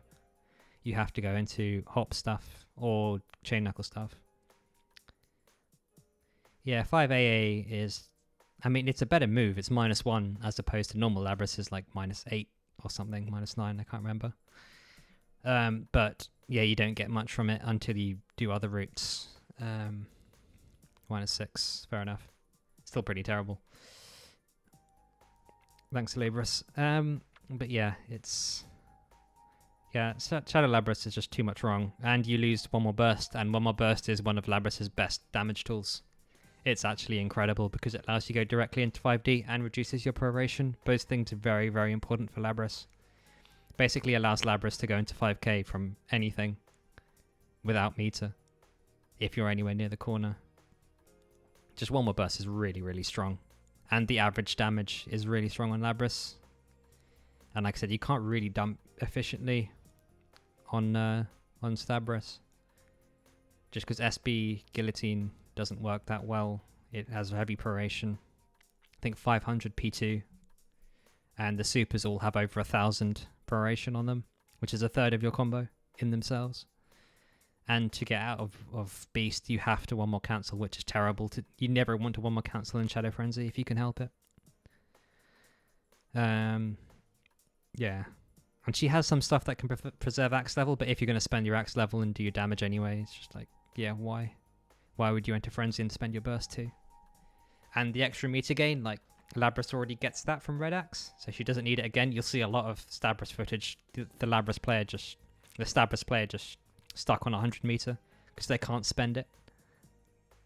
Do her friendly combos generally involve burning all of her axe level? So she has some stuff that allows her to keep it, but you have to Shadow Frenzy very late into the combo for it, and have specific setups for it.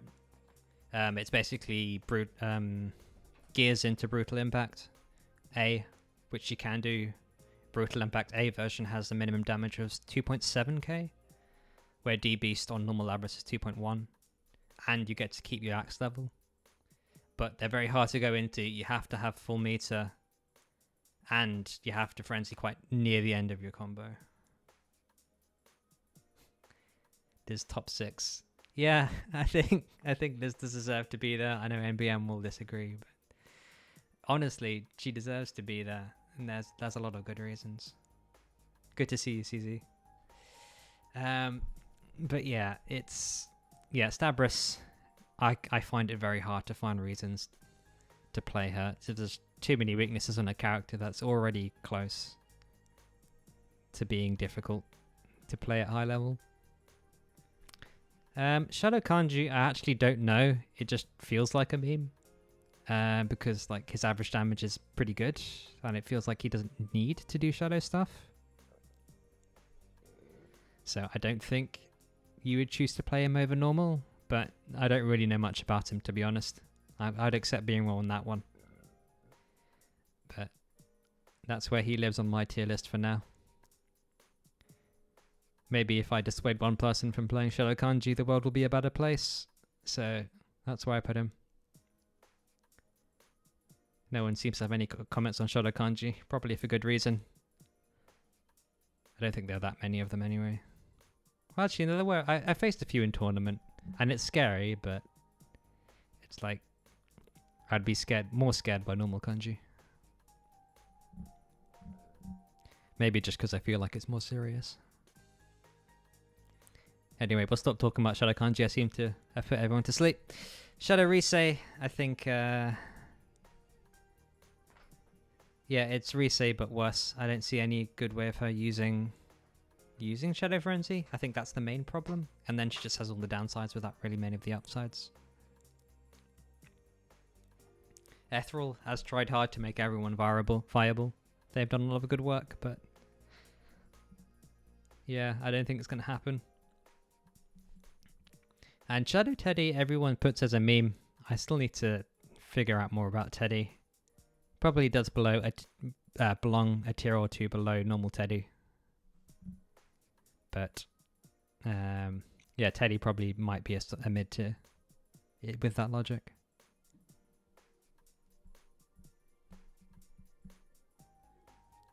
But yeah, I think that's about it. So a few things that I probably would move around, to be honest. Let's see if we can... Do I have this tier list saved somewhere? Then I can change it and everyone can be even more angry. I think I do. So let's see. I'm taking suggestions. Chat, tell me what I need to do. I think the first one was Teddie down to... Actually, let's go through them. So the top 4 I think we'll leave alone. Yeah, Liz goes in the carried tier. Marie in the carried tier. Let's just make the list as bad for NBM as possible. I think the first one that people were worried about is Teddie, probably at the top of the mid tiers. Fair enough. You probably will put at the bottom of the meta. Shadow Junpei in the mid, sure. Let's see what else happened.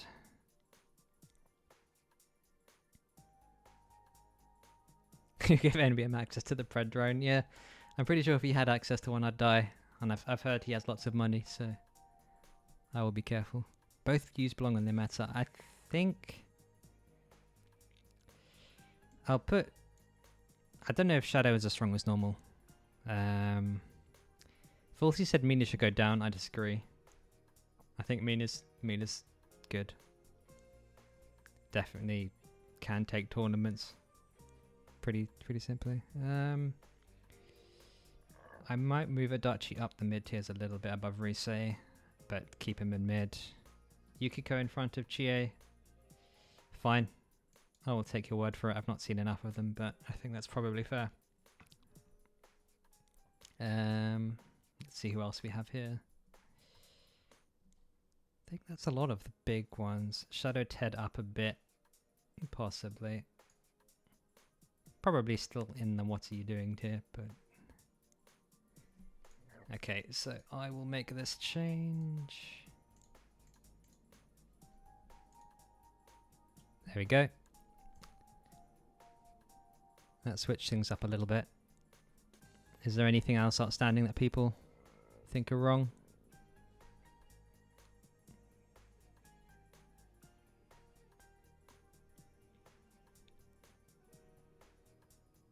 Don't think so. Anyway, that is my list of very bad opinions. Thank you for coming and for talking. Yeah, it was good fun. If anyone does want to play me on stream, you're more than welcome to hit me up in chat. Otherwise, I'll just call it there. And yeah, I might post this in the P4U discussion.